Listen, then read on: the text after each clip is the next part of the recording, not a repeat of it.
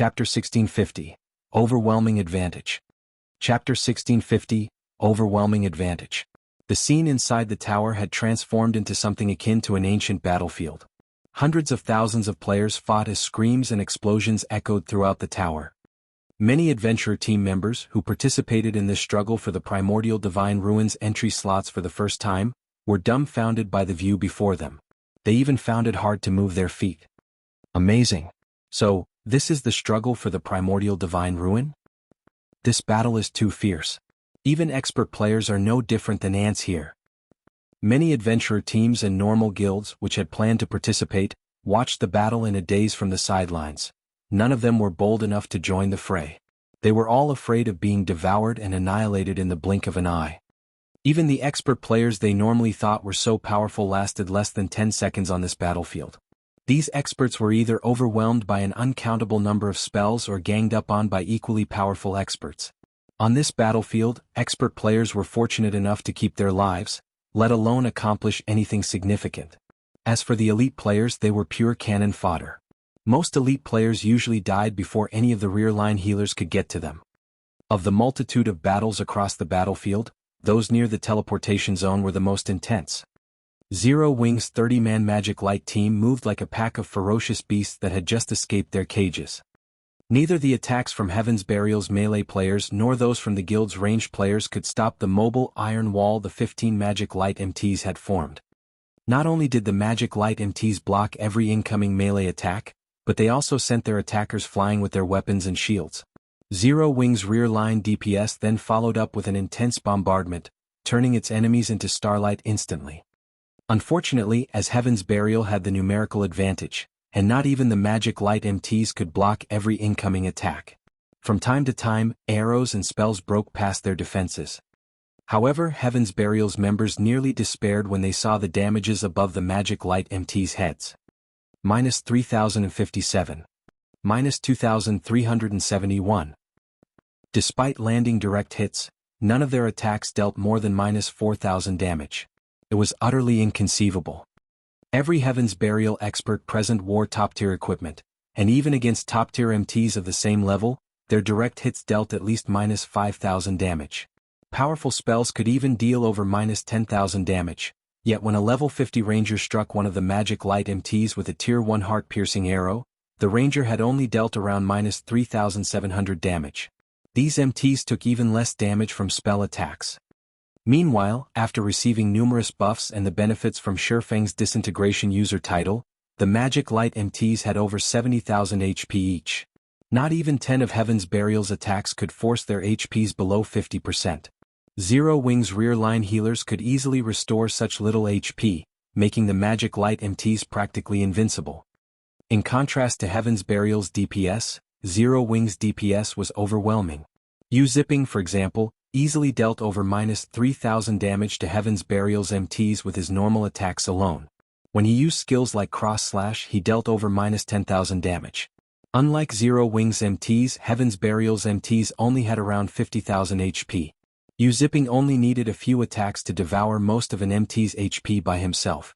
Coupled with the ranged attacks from Zero Wing's rear-line DPS, the enemy MTs were dead before their healers could cast any healing spells.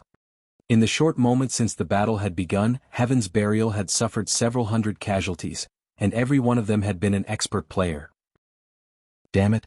Why is there such a huge difference in our basic attributes?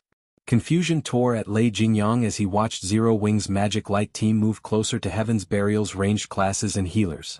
He simply could not fathom how U-Zipping and the others had such high basic attributes. Heaven's Burial's expert members were all geared in top-tier equipment. And even if U-Zipping's team wore level 50 Feingold set equipment, the difference should be this massive. He even wondered if the Magic Light team's members had activated Berserk skills. However, he was certain that none of them had. He was confident that Zero Wing's members hadn't activated Berserk skills because all of the various major powers had silently agreed not to use such skills in this struggle for the entry slots. There were two reasons for this agreement. The first was that every power participating in this struggle doubtlessly had some members who could use Berserk skills. If everyone used these skills, nothing would change. Berserk skills' long cooldowns was the second reason. On the off chance that they'd encounter trouble in the primordial divine ruin, they'd likely be annihilated if they couldn't use their berserk skills.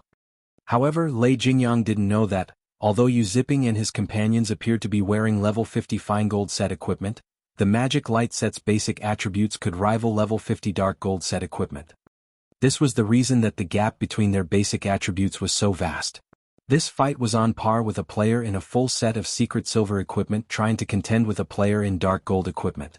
Such a massive gap was only natural when both sides had similar combat standards. Moreover, the Conqueror Party's performance was also impressive. Although the Conqueror Party's basic attributes weren't as high as the Magic Light team members, their combat standards were higher. When they worked together, they could exhibit even greater combat power. Hence, the destruction the Conqueror Parties caused on the battlefield was in no way inferior to the Magic Light teams. Even Lei Jingyang's prided Thunder Legion was forced back. Meanwhile, the various superpowers upper echelons who had kept a constant eye on Zero Wing were astounded. Despite Zero Wing's less than 2,000 players, it actually overwhelmed and suppressed Heaven's Burial and Blackwater's combined army of 7,000 experts and 10,000 elite players. "Boss, we can't hold on for much longer. At this rate, they'll chase us out of the teleportation zone," one of the Thunder Legion members on the front lines hurriedly shouted through the team chat. "I know. All of you get ready," Lei Jingyang said, grinding his teeth as he took 5 dark gray crystal balls from his bag. He had planned to save these as a trump card to surprise the other superpowers. He had never expected to need them so soon. Following which, he turned to Falling Fire beside him and said, "Brother Fire, I'll have to rely on you for cover fire." "Relax. Although they have superior basic attributes, they're all Tier 1 players. They're nothing compared to Tier 2 players," Falling Fire said, disdain flashing in his eyes as he watched the distant Zero Wing members. "Good." Lei Jingyang then began to chant an incantation to activate the 5 crystal balls. Suddenly the 5 gray crystal balls shattered, and 5 dark gray magic arrays appeared around Lei Jingyang. Shortly after, 5-meter-tall figures emerged from these arrays. They were humanoid creatures covered in sharp spikes and radiating dense evil energy. These 5 humanoid creatures were none other than Grand Lord-ranked evil demons. The frightening aura these Grand Lords radiated stunned everyone in the tower. Level 70 Grand Lords. Such monsters were on par with natural disasters to current players. "So, this is Heaven's Burial's trump card?" Yuan Chexin's expression darkened upon seeing the evil demons. When Heaven's Burial's members saw the Grand Lord-ranked evil demons, however, excitement lit up their faces and their morale skyrocketed. Although the combined force of Heaven's Burial and Blackwater's players appeared exceptionally powerful, it was nothing compared to the superpowers' forces. They had only dared to contend with the superpowers because of this trump card. However, Lei Jingyang wasn't a member of the evil god's temple. He couldn't summon evil demons directly and control them. He could only rely on flame blood, asking the cleric to spend the evil god's temple points he had struggled to accumulate on 5 evil demon crystal balls. Each evil demon crystal ball allowed players to store 1 evil demon within, and even non-evil god's temple players could use the crystal balls to summon and control the stored evil demon. However, the cost was painful. The evil demon crystal ball was a consumable item, and once the evil demons were stored inside, they would become so as well. Once the crystal ball's 3-hour duration ended, the summoned evil demons would be permanently destroyed. Lei Jingyang had wanted to avoid using this trump card unless absolutely necessary. "Since you've forced me to use the evil demon crystal balls, none of you from Zero Wing should even think of escape." Lei Jingyang revealed a sinister grin as he glared at Zero Wing's team. He then charged at Zero Wing's members alongside his 5 level 70 Grand Lord-ranked evil demons. Falling Fire followed the charge with his own team. Chapter 1651, Hidden Power. Chapter 1651, Hidden Power. The appearance of the 5 Grand Lord-ranked evil demons immediately attracted the attention of everyone on the battlefield. If the evil demons summoned were merely level 70 Great Lords, they still wouldn't pose much of a concern. After all, current players could defeat such existences, albeit after paying a considerable price. However, level 70 Grand Lords were a different story. Without berserk skills, level 50 peak MTs would not survive 2 hits from a level 70 Grand Lord. Moreover, evil demons possessed superior combat standards to monsters of the same rank. Even level 50 MTs with their berserk skills activated wouldn't last very long against such a monster. Meanwhile, 5 of such evil demons had actually appeared on the battlefield. How could anyone ignore and not feel worried over these monsters? Although the various major powers had already predicted that Heaven's Burial would make use of the evil beasts and evil demons it controlled, they hadn't anticipated that the guild could summon as many as 5 Grand Lord-ranked evil demons. Sure enough, they did bring along this trump card. Zero Wing is doomed now. Even a Tier 3 summoned creature won't be able to hold back a Grand Lord-ranked evil demon, much less 5 of them. The various major powers were delighted as they watched the 5 evil demons charging towards Zero Wing's team. With this, they would have one less competitor to worry about. At the same time, though, a somber expression also appeared on their faces. After all, once Heaven's Burial finished off the Zero Wing contingent, needless to say, Heaven's Burial would have no trouble securing a large number of entry slots with the help of the 5 Grand Lord-ranked evil demons, leaving other powers like them with fewer slots they could compete for. Just as everyone was thinking of how to go about competing for the entry slots, the 5 evil demons had already arrived at the front line of the battle between Zero Wing and Heaven's Burial under Lei Jingyang's lead. You people from Zero Wing should feel proud that you forced me to use my trump card so soon. However, now that I have, you are all going to become evil demon food. Lei Jingyang revealed a sadistic grin as he swept a glance at the Zero Wing members before him. He then stopped controlling the 5 evil demons and simply commanded them to slaughter Zero Wing's members. Roar! Once the evil demons were no longer under direct control, their eyes released a bloody glow as they bellowed angrily. The evil energy they radiated also intensified, so much so that it clouded the perception of nearby players slightly. Even the Zero Wing members standing somewhat far away from the evil demons could not help but shudder at the powerful auras the evil demons released. Grand Lord-ranked evil demons? Shi Feng frowned slightly as he glanced at the roaring evil demons. Immediately he commanded through the team chat, "Kola, Turtledove, Yi Wumian, you 3 go keep those evil demons busy. Everyone else, focus on wiping out Heaven's Burial's members." Evil demons? That's not a bad opponent. Kola licked his lips in eagerness as he looked at the evil demons. It's a good opportunity to test my new equipment. Currently equipped with the Trembling Crown and Trembling Shield, Turtledove was also brimming with fighting spirit.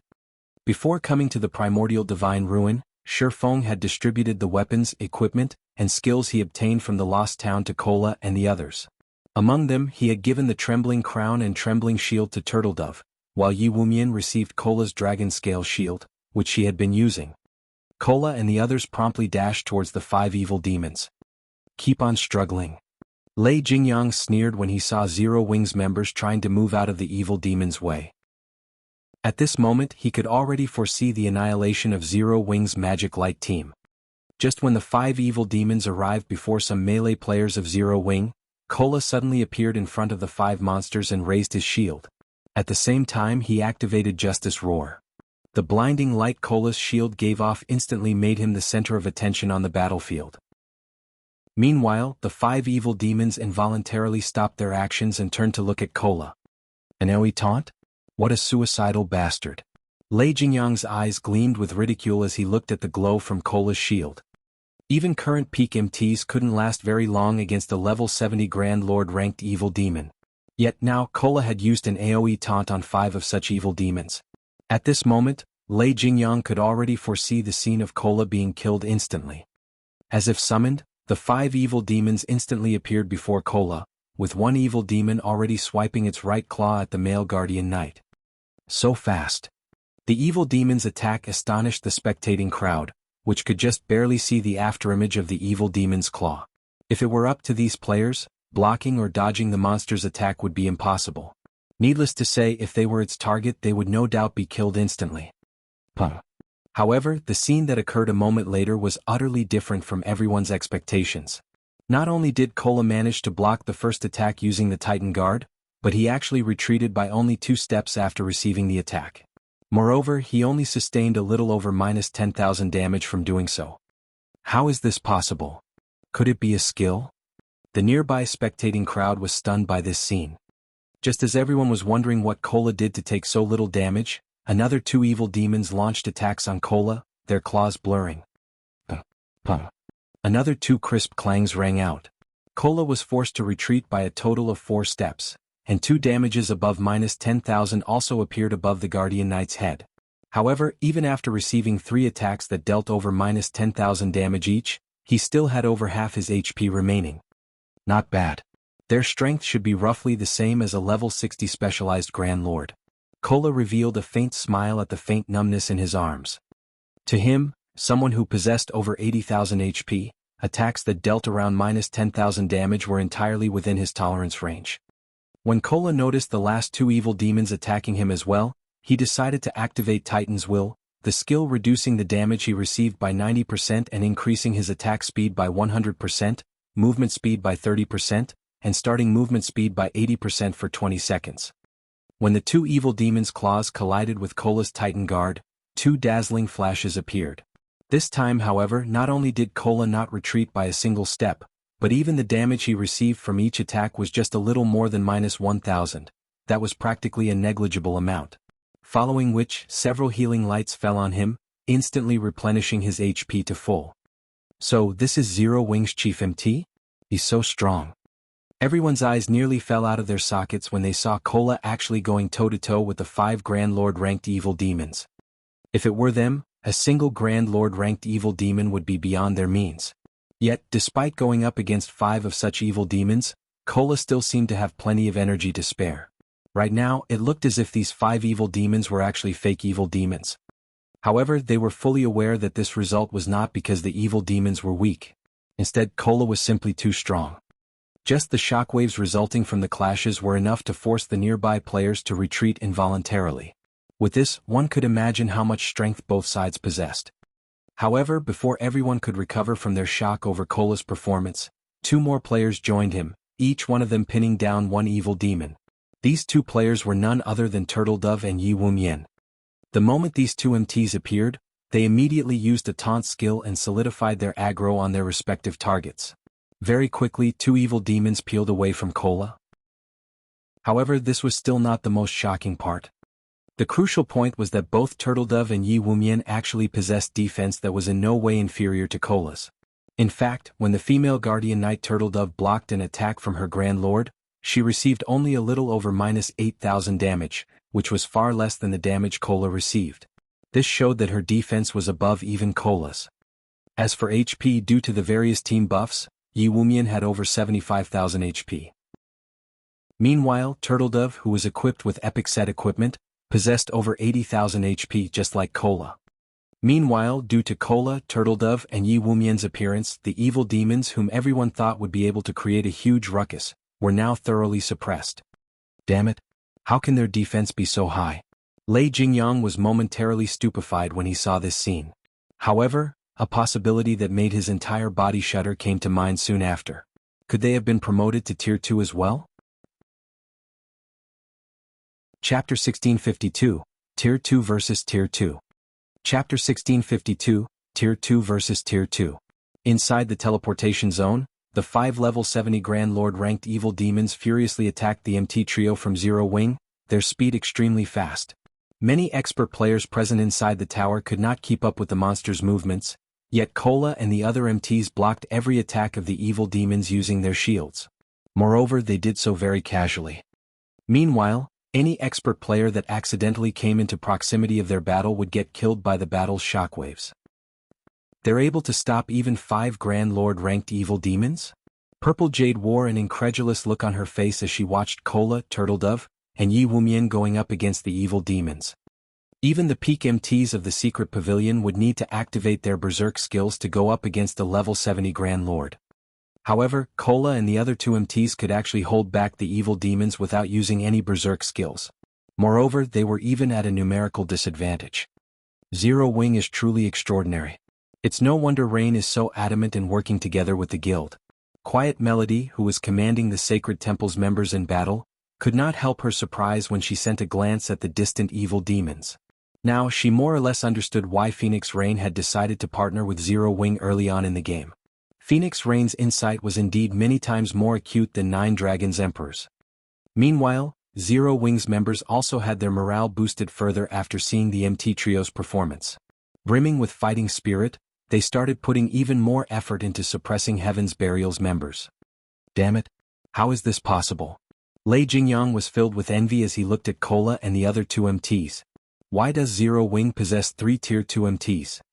Not only did Heaven's Burial receive financial support from major corporations, but it had also managed to recruit plenty of expert players. Despite all this, the entire guild had only 3 people that succeeded in their Tier 2 promotion even until now.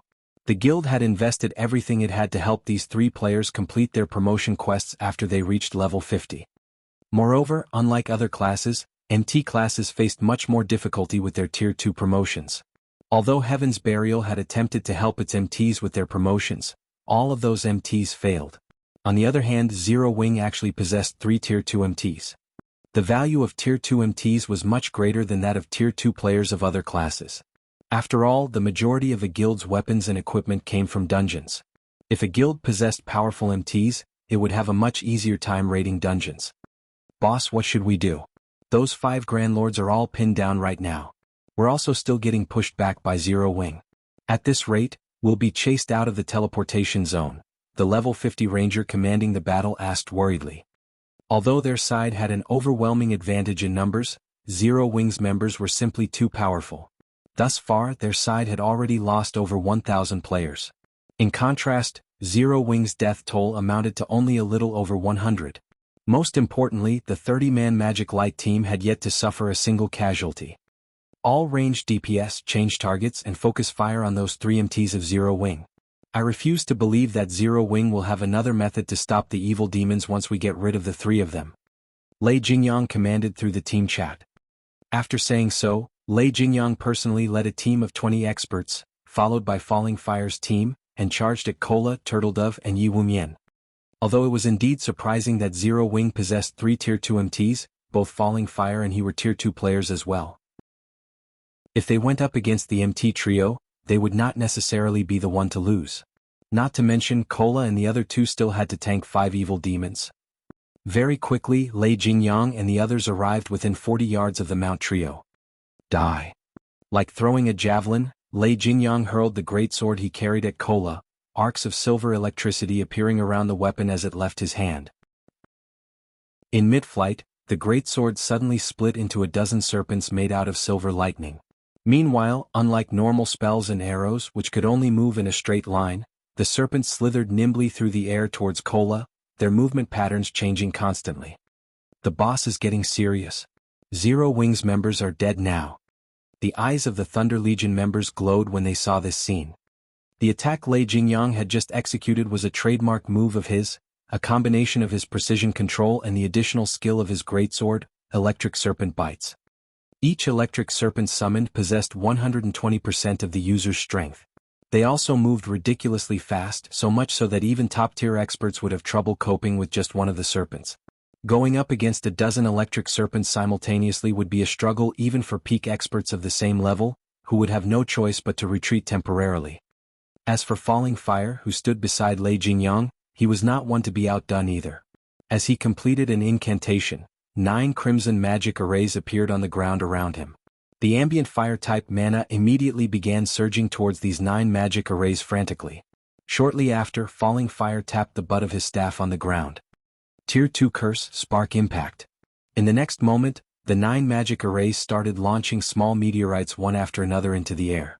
After reaching a certain altitude, the meteorites then changed trajectories and flew straight towards Cola. The power packed within each meteorite was visibly stronger than that of Lei Jingyang's electric serpents. Their speed was on par with the electric serpents as well. They're working together to attack me? Despite seeing the electric serpents and small meteorites rapidly approaching him, Cola showed no sign of panic whatsoever. Instead, he gave the ground a mighty stomp, taking a defensive stance and activated Titan's Heart. The instant Cola used Titan's Heart, a yellow earthen barrier formed around him, shielding him from the electric serpents and small meteorites. Boom, boom, boom. Let's see how you people from Zero Wing stop the evil demons now. Lei Jingyang laughed in ridicule as he looked at Cola's position. Although Cola had activated a life-saving skill, Lei Jingyang's electric serpent bites possessed extraordinary attack power. It was not something that could be received head-on. Not to mention the Tier 2 curse that Falling Fire used possessed even greater power. Falling Fire likewise laughed as he looked at the dust surrounding Cola's position. He then turned to look at Turtledove and Yi Wumian. However, as the dust settled, a figure emerged standing where the electric serpents and meteorites landed. Meanwhile, this figure was none other than Cola. At this moment, Cola's surroundings had already been charred black. However, Kola himself remained completely unharmed. In fact, not only had his HP not decreased by the slightest, but it had even increased quite significantly. He's not dead. Lei Jingyang and Falling Fire were stunned. Both of them had used their respective aces in the hole, each of which was easily capable of instant killing a player of the same level. Yet, Kola actually managed to survive both attacks without taking any damage. In fact, aside from blocking their attacks, Kola had also fended off the attacks of 3 evil demons. What powerful attacks! They actually managed to deplete half of my protective energy. Kola could not help being startled when he looked at the remaining energy of his barrier, as Titan's heart created an energy shield that had an HP equivalent to 10 times his own. Had he tried receiving all those attacks without Titan's heart, even if he activated Protection Blessing, he still would have gotten killed instantly. An invulnerability skill. Both Lei Jingyang and Falling Fire shared the same thought as they looked at Kola. In God's domain, although invulnerability skills were extremely rare, some still existed. Meanwhile, every one of them was extremely troublesome to deal with.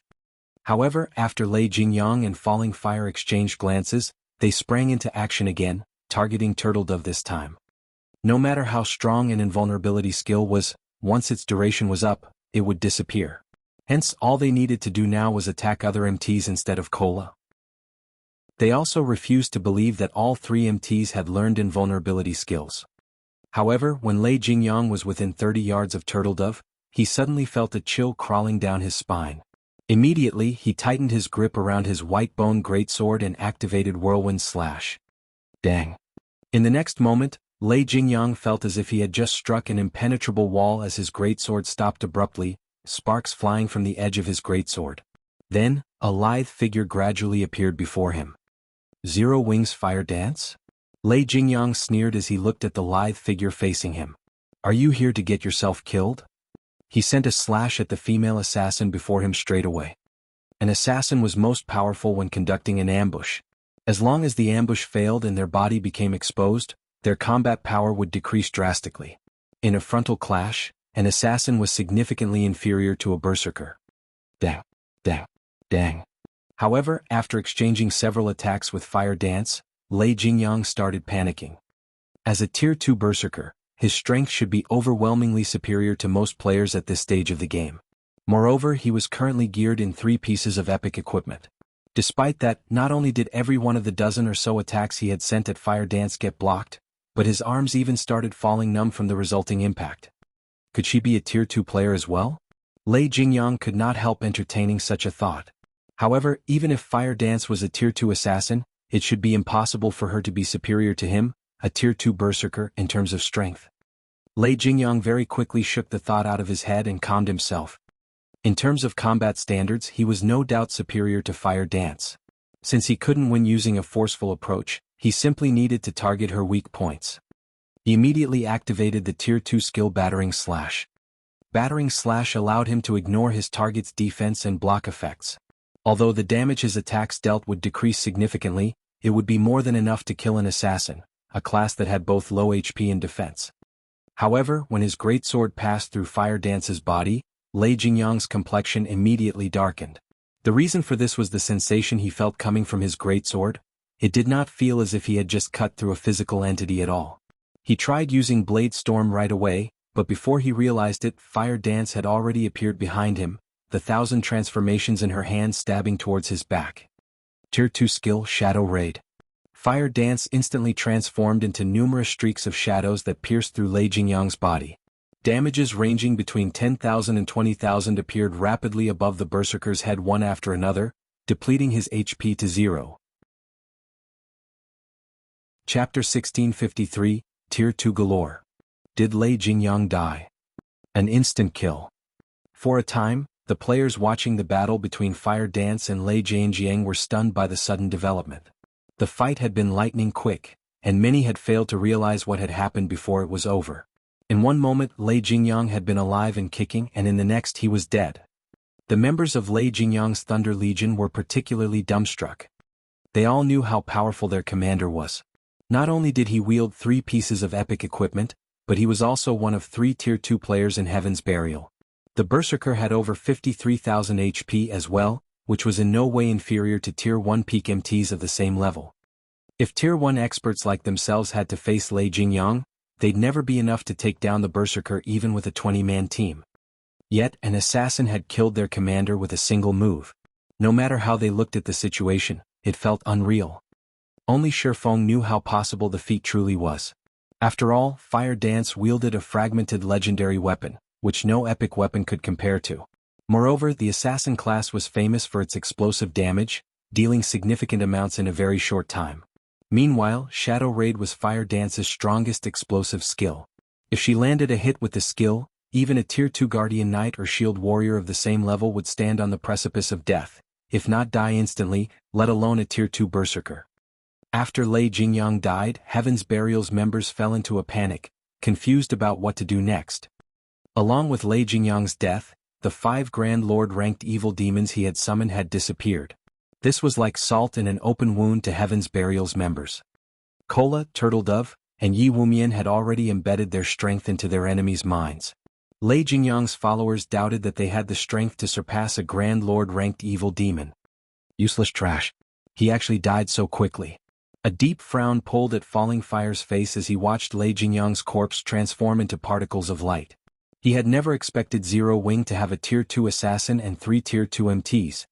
Immediately he shouted through the team chat, "Everyone retreat. Leave the teleportation zone for now.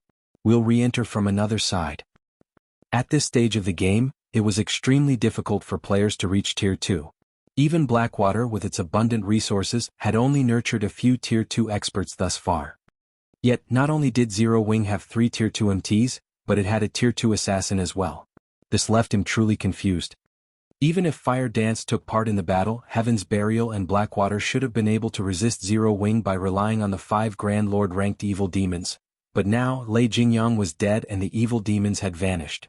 Even if they had the numeric advantage, they had lost any momentum against Zero Wing due to the loss. Their chances of victory were now slim, regardless of whether or not they continued to fight. The wisest decision now would be leaving the teleportation zone temporarily and trying to get back in from another side. With a limited number of entry slots, Zero Wing shouldn't bother chasing them. On the off chance that there were less than 15,000 players in the zone after Zero Wing left it, the guild would miss the opportunity to enter the primordial divine ruin. The risk of giving chase simply outweighed the gains. However, as Falling Fire ushered his team out of the teleportation zone, a snowy white dagger appeared behind him, transforming into a streak of silver light as it thrust into the elementalist's back. Another assassin. Falling Fire panicked. But it was already too late to dodge or block the attack physically. Instinctively, Falling Fire activated Blink, vanishing from the dagger's attack trajectory in the most critical moment and reappearing 15 yards away. He then turned towards the player that had ambushed him with a grim expression. Unlike the lithe assassin that had ambushed Lei Jingyang, the assassin that had attacked Falling Fire was a physically fit youth. This youth was none other than Flying Shadow. What fast reactions! Flying Shadow was astonished when Falling Fire successfully evaded the ambush. He evaded my attack despite being caught off guard. Sure enough, I'm still not on the level of peak experts like him. He had been so close to killing Falling Fire just now. In his opinion, he had already concealed himself sufficiently, and his attack had been fast enough, yet Falling Fire had avoided his dagger. Zero Wing's Flying Shadow? Falling Fire recognized Flying Shadow instantly, feeling no less shocked than the assassin. How is he so strong? He had detailed information on all of Zero Wing's top-ranked experts, and Flying Shadow wasn't wearing a black cloak. Even without an identification skill, he easily determined the youth's identity based on his appearance. Based on the report he had read, Flying Shadow wasn't nearly as strong as Fire Dance, Zero Wing's #1 assassin. Yet just now the youth had displayed far more power than the report had mentioned. After Falling Fire had been promoted to Tier 2, he hadn't encountered a Tier 1 assassin that could get within 10 yards of him undetected. Only the guild's Tier 2 assassins had been successful. Could he be a Tier 2 player as well?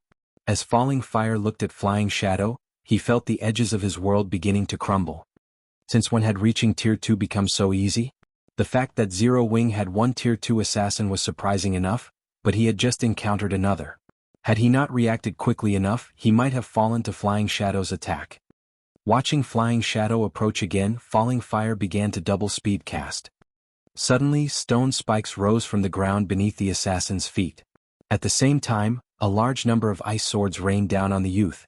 This forced Flying Shadow to focus on the attacks from above and below, which drastically slowed his advance. Moreover, he stiffened slightly each time he blocked an ice sword. Aside from Falling Fire's attacks, Flying Shadow had to deal with the nearby Heaven's Burial and Blackwater members. For a time, all of the incoming attacks forced Flying Shadow into a passive state. He couldn't close the distance between himself and his target. "Your equipment is quite good, but it's a pity your combat standards are somewhat lacking," Falling Fire said, a condescending smile spreading across his face as he watched the assassin's HP slowly decrease. Flying Shadow might be considered a first-class expert in a first-rate guild, but he was still young and tender in Falling Fire's eyes. The assassin's focus on dodging and blocking was particularly poor and inefficient. Even without the support of other players, he could easily kill this player. Die. Falling Fire completed the final verse of his incantation and launched the Tier 2 spell, detonating flame arrows at Flying Shadow. However, before he could release the dozens of flaming arrows that had formed above him, a dark blue magic array had appeared in the sky, releasing a torrent of water that snuffed the arrows out. Reacting, Falling Fire used Blink again and avoided the descending water. By the time he reappeared, the force of the torrent had carved out a massive crater in his previous position, filling it with water. How is that possible? Someone actually crushed my detonating flame arrows? Confusion tore at Falling Fire as he eyes the man-made pond. He had cast a Tier 2 spell, which shouldn't have crumbled so easily even under another Tier 2 spell, yet not only had his detonating flame arrows been eliminated, but the torrent of water had contained enough destructive power to form a massive crater. But before Falling Fire could discover his attacker, over a dozen light blue water spears shot towards him. The spears had appeared in almost the same moment Falling Fire had reappeared after using Blink. The enemy caster's timing and aim were incredibly precise. Dazed, Falling Fire failed to protect himself in time with an ice barrier, and 4 water spears plowed into him, each dealing over -16,000 damage. Falling Fire, who only had 40,000 HP, died instantly. As the Elementalist's HP reached 0, he was barely able to turn his head in time towards the water spear's origin. Standing around 30 yards away was a lithe, graceful woman in a lilac robe and wielding a dark blue crystal staff. A light blue magic array gradually faded from beneath her feet while dense, water-type mana surrounded her. Another Tier 2 player? Although Falling Fire still wanted to speak, his vision had already darkened and his body collapsed. Chapter 1654, Shocking All Sides. Chapter 1654, Shocking All Sides. As Falling Fire collapsed, silence descended on Zero Wing and Heaven's Burial's battlefield. Commander? The commander actually died. Do they also have a Tier 2 magical class expert? Blackwater's members gaped at Aqua Rose, who was responsible for Falling Fire's death.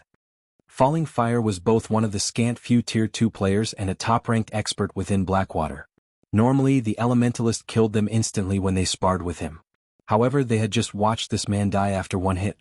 No matter how they looked at the situation, it was utterly unbelievable. The tier suppression Tier 2 players had over Tier 1 players was much greater than that of Tier 1 players over Tier 0 players. Moreover, as an Elementalist, Falling Fire had a few passive skills that increased his magic resistances, making him much tougher against spells.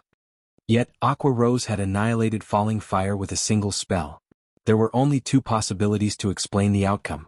The first was that Aqua Rose had used a Berserk skill followed by a Tier 1 curse. The other possibility was that Aqua Rose was also a Tier 2 player. When players activated a Berserk skill, some kind of special effect would change their bodies. Only not all Berserk skills generated visible indicators. Regardless, when a player activated a Berserk skill, the intensity of their aura would increase drastically, informing others that the player had activated such a skill.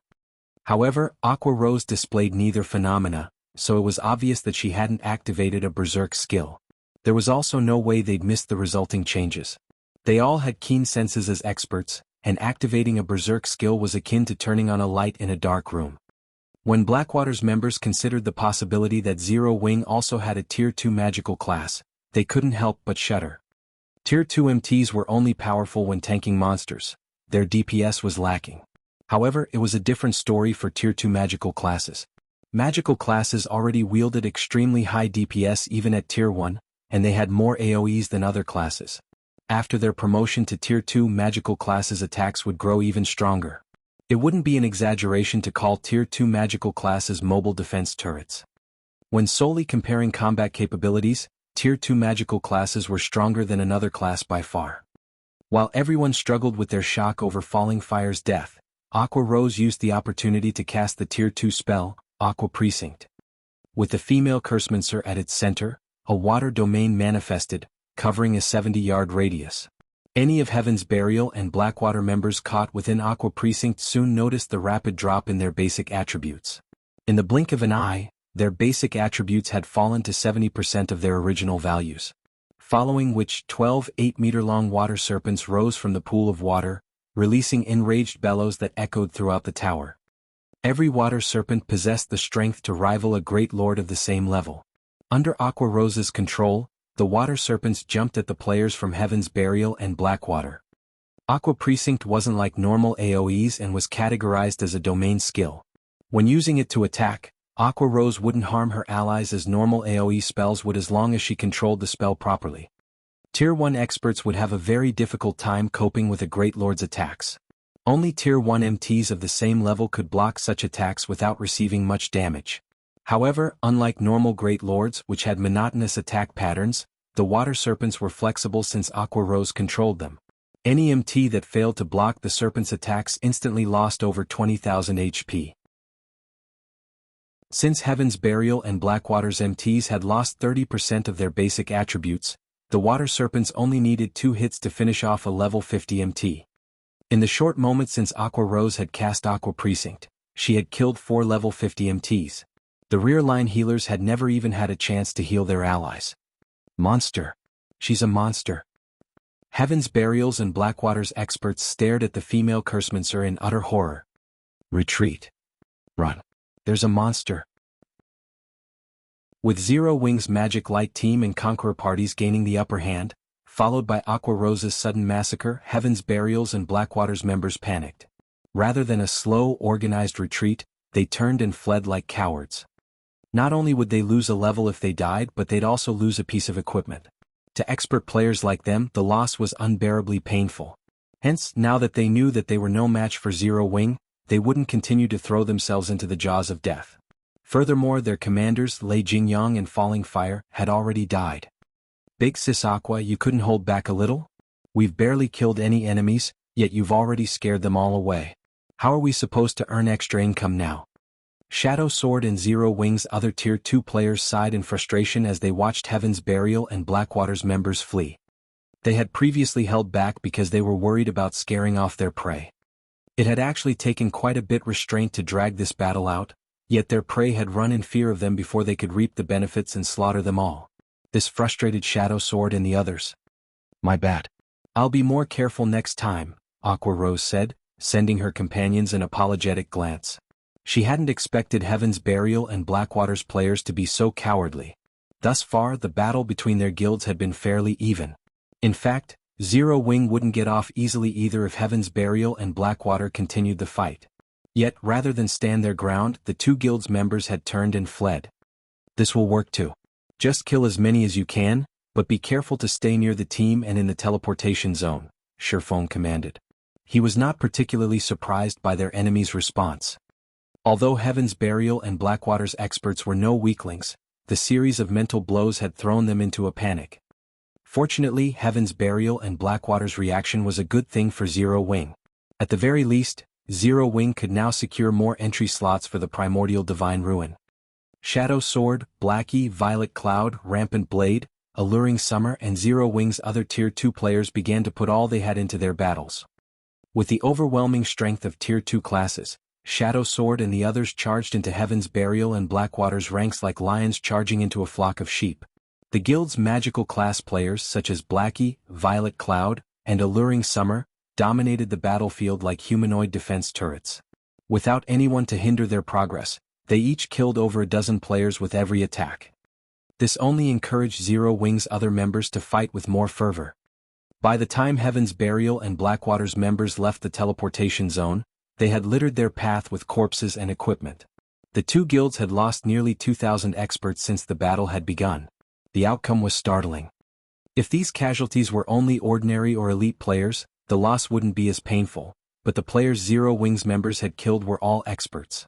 These two guilds had lost just as many experts as there were in an ordinary first-rate guild. Amazing. So this is Zero Wing strength? Didn't someone say that Zero Wing was no match for Heaven's Burial and Blackwater? Heaven's Burial sure is unlucky. Not only is it in danger of losing Ancient Rock City, but entering the Primordial Divine Ruin will also be a major challenge. The various major powers had been paying very close attention to the battle between Zero Wing and Heaven's Burial, and the superpowers present were no exception. However, none of them had ever imagined that this outcome was possible. Even Purple Jade, who had a high opinion of Zero Wing, had assumed that the guild would fight its enemies to a draw at best. Yet, Zero Wing had actually chased Heaven's Burial and Blackwater out of the teleportation zone while suffering minimal losses. This had completely exceeded her expectations. As for the various guilds and adventurer teams, which had planned to enter the teleportation zone near Zero Wing, shrank back in fear after seeing the guild's prowess in battle. "Commander, are we still going to charge in?" A level 50 shield warrior clad in black armor could not help but ask his commander. "Charge in? Are you suicidal?" "We're retreating. We'll go in from another side."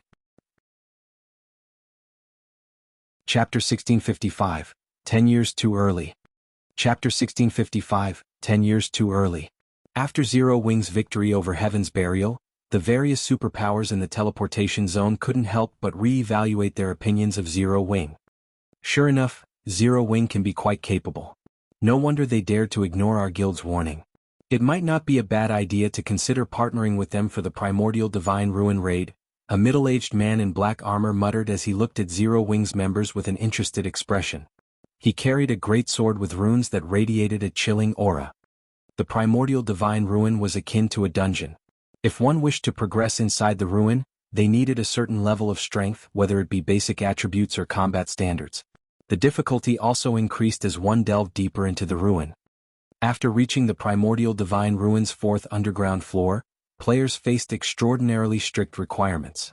In fact, it was so difficult to pass from the fourth floor to the fifth floor, where the gate to the Primordial City was located, that a single guild team could no longer clear the challenge. They would only have a higher chance of reaching the fifth underground floor by working together. The middle-aged man's words surprised the nearby players. The middle-aged man before them was none other than Broken City, an upper echelon from King's Return. He had been very famous in the virtual gaming world some years ago. Even King's Return's guild leader had to treat Broken City with respect. Broken City didn't praise players or powers very often. The last player Broken City had praised had become King's Return's present guild leader. Hence, King's Return's members found it truly surprising that Broken City would praise Zero Wing. "Uncle Broken, aren't you thinking too highly of them? They've merely repelled upstarts like Heaven's Burial and Blackwater. Zero Wing is still 10 years too early to work alongside us," the handsome youth beside Broken City said, scoffing. The youth wore dark gray plate armor and wielded a one-handed axe engraved with beautiful runes in his right hand while holding a tower shield made of scales in his left. Ocean, Uncle Broken must have his reasons for saying that. While not all of Zero Wing's team members have monstrous basic attributes, the team's overall strength is considerable. After entering the Primordial Divine Ruin, Zero Wing would make a good choice as a partner, Praying Lotus, who was garbed in a set of white, sacred robes, said as she shook her head. She didn't particularly approve of Wild Ocean's opinion. Although Wild Ocean had recently received a promotion, becoming one of King's Return's adjudicators, and was one of the guild's few Tier 2 players, his thinking was shallow. Like Broken City, Praying Lotus felt they shouldn't underestimate Zero Wing's strength. Throughout the battle, she hadn't seen Shifeng take action at all. This proved that Zero Wing was still holding back and was far from being as simple as everyone believed. Zero Wing is only good in PvP. We're going to face an endless number of monsters and various traps in the Primordial Divine Ruin. Just clearing the third floor would be a huge problem, let alone reaching the fifth floor. Aside from us superpowers, no team has cleared the ruin's third floor. You should also know that you can't rely on powerful attributes alone to clear the third floor. We'll talk about cooperation after they reach the fourth floor. Wild Ocean snorted, thinking that both Broken City and Praying Lotus's opinions of Zero Wing were too generous. Wild Ocean wasn't the only person with that opinion. King's Return's other experts agreed with Wild Ocean's thoughts. If they partnered with Zero Wing, they would have to share half their slots to enter the 5th floor. What kind of guild was Zero Wing? What kind of guild was King's Return? Did Zero Wing even qualify to share half of their slots? As time passed, the struggle in the teleportation zone intensified. More powers were also joining the fight in the teleportation zone. Now, even the various powers that had hesitated to provoke Zero Wing had decided to give it a try. The struggle for the entry slots lasted for over half an hour. This time, the struggle's intensity was unprecedented. Players' corpses littered the teleportation zone. In the end, the various superpowers still took the majority of the entry slots, while the alliance of first-rate guilds and the alliance of top adventurer teams only claimed a small portion. Among the various powers that had participated in the struggle, Zero Wing's performance was the most extraordinary. Despite Zero Wing starting the fight with less than 2,000 members, they still had over 1,200 members inside the teleportation zone by the time the struggle ended. The guild had claimed nearly 1/10 of the available entry slots, only slightly less than the various superpowers. Among the various superpowers, the Secret Pavilion had the best performance, securing exactly 2,000 slots. Although the Secret Pavilion was more than capable of gaining more than that, it had deliberately held back to avoid standing out. Every one of the other superpowers secured around 1,500 slots, which was slightly more than Zero Wing. This was also the reason why Zero Wing's performance shocked everyone. The various superpowers had started the fight with at least 6,000 members, yet Zero Wing had achieved a near similar result with less than 2,000 members. This battle record was a little terrifying. Crap. I thought that with Heaven's Burial and Blackwater out of the picture, we would get more slots. Why did we end up getting fewer slots than in previous raids? That's right. If I had known something like this would happen, I would have preferred for Heaven's Burial or Blackwater to win. The various first-rate guilds and adventurer teams' upper echelons clicked their tongues in anger and jealousy as they looked at Zero Wing's members.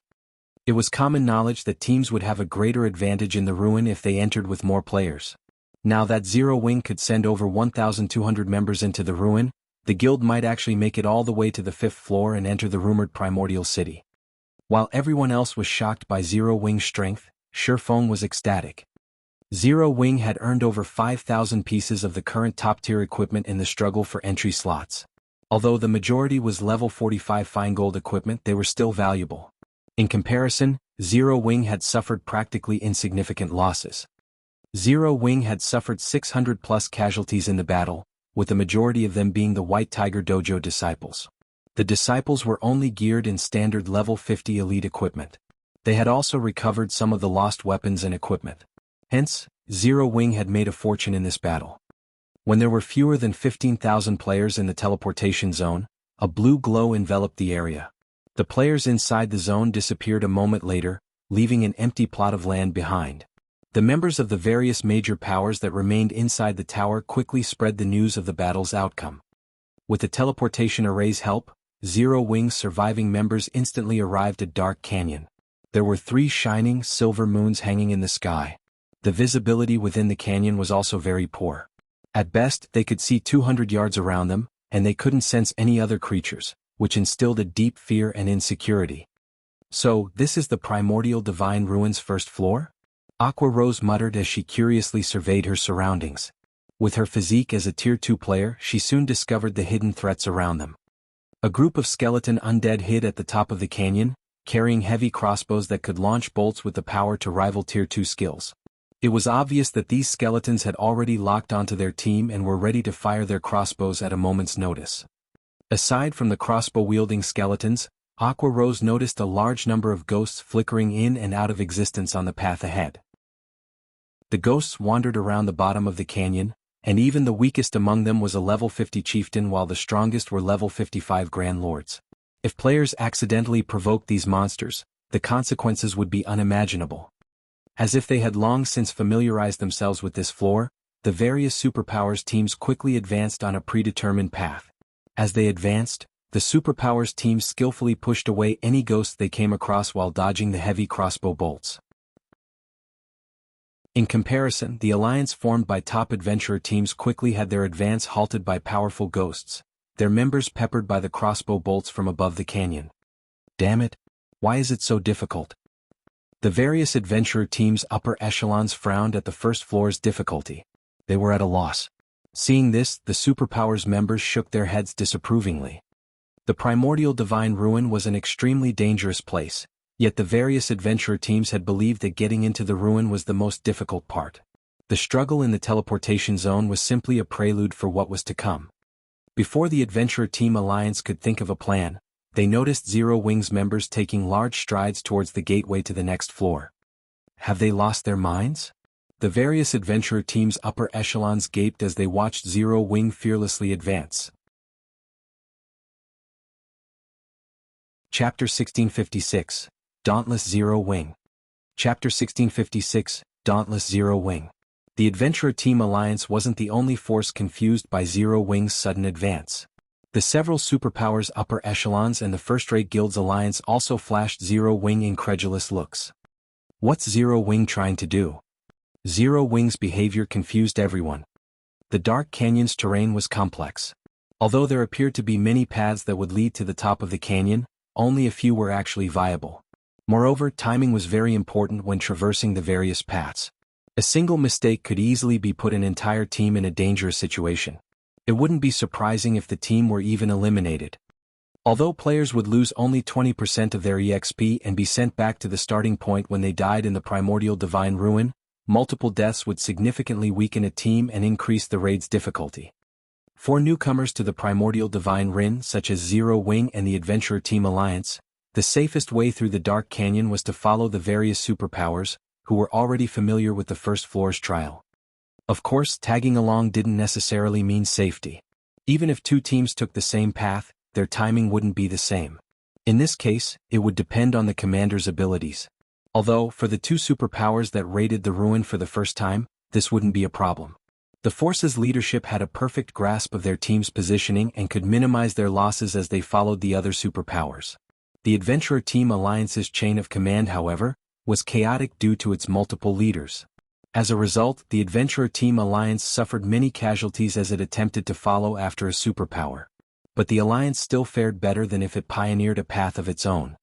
Yet, Zero Wing did not even understand such a basic principle and had made a beeline for the top of the canyon. Moreover, Zero Wing's members moved with large strides, paying no attention to the monsters in their way, unlike the other teams who carefully and steadily advanced. Suddenly, Cola, Turtledove, Yi Wumian, and Violet Cloud rushed ahead of Zero Wing's team, charging onto the gravel path that contained a plethora of wandering ghosts. Meanwhile, the 15 MTs of the Magic Light Team's 15 MTs guarded the rear of the team, while the Conqueror parties split up and covered the sides. Ghost Knight, Undead Chieftain. Level 50. HP 6, 000/6, 000. Ghost Berserker, Undead Lord. Level 52. HP 17, 000/17, 000. Ghost General, Undead Grand Lord. Level 55. HP 85, 000/85, 000. As Cola and the others moved through the canyon, the wandering Ghost Knights and Ghost Berserkers quickly discovered their presence. Like hungry wolves that had just discovered meat, the ghosts surged towards the MT trio. Are they trying to get themselves killed? Are they really trying to grind the ghosts as if they were common monsters? Everyone was stupefied as they watched Cola, Turtledove, and Yi Wumian attract more and more Ghost Knights and Ghost Berserkers. The primordial divine ruin had an endless supply of monsters, and even if players killed these monsters, the awarded EXP and loot was insignificant compared to monsters outside of the ruin. Grinding these monsters simply wasn't worth the effort. Though, to the various powers present, it did not really matter even if a large number of Ghost Knights and Ghost Berserkers ganged up on them, as they were more than capable of defeating these monsters. Instead, the canyon's true danger came from the numerous skeletons stationed at its top. The bolts they fired from their heavy crossbows were as powerful as Tier 2 attacks. Even level 50, Tier 1 MTs would be forced to retreat by several steps and lose around 4,000 HP if they blocked one of these bolts with their shields.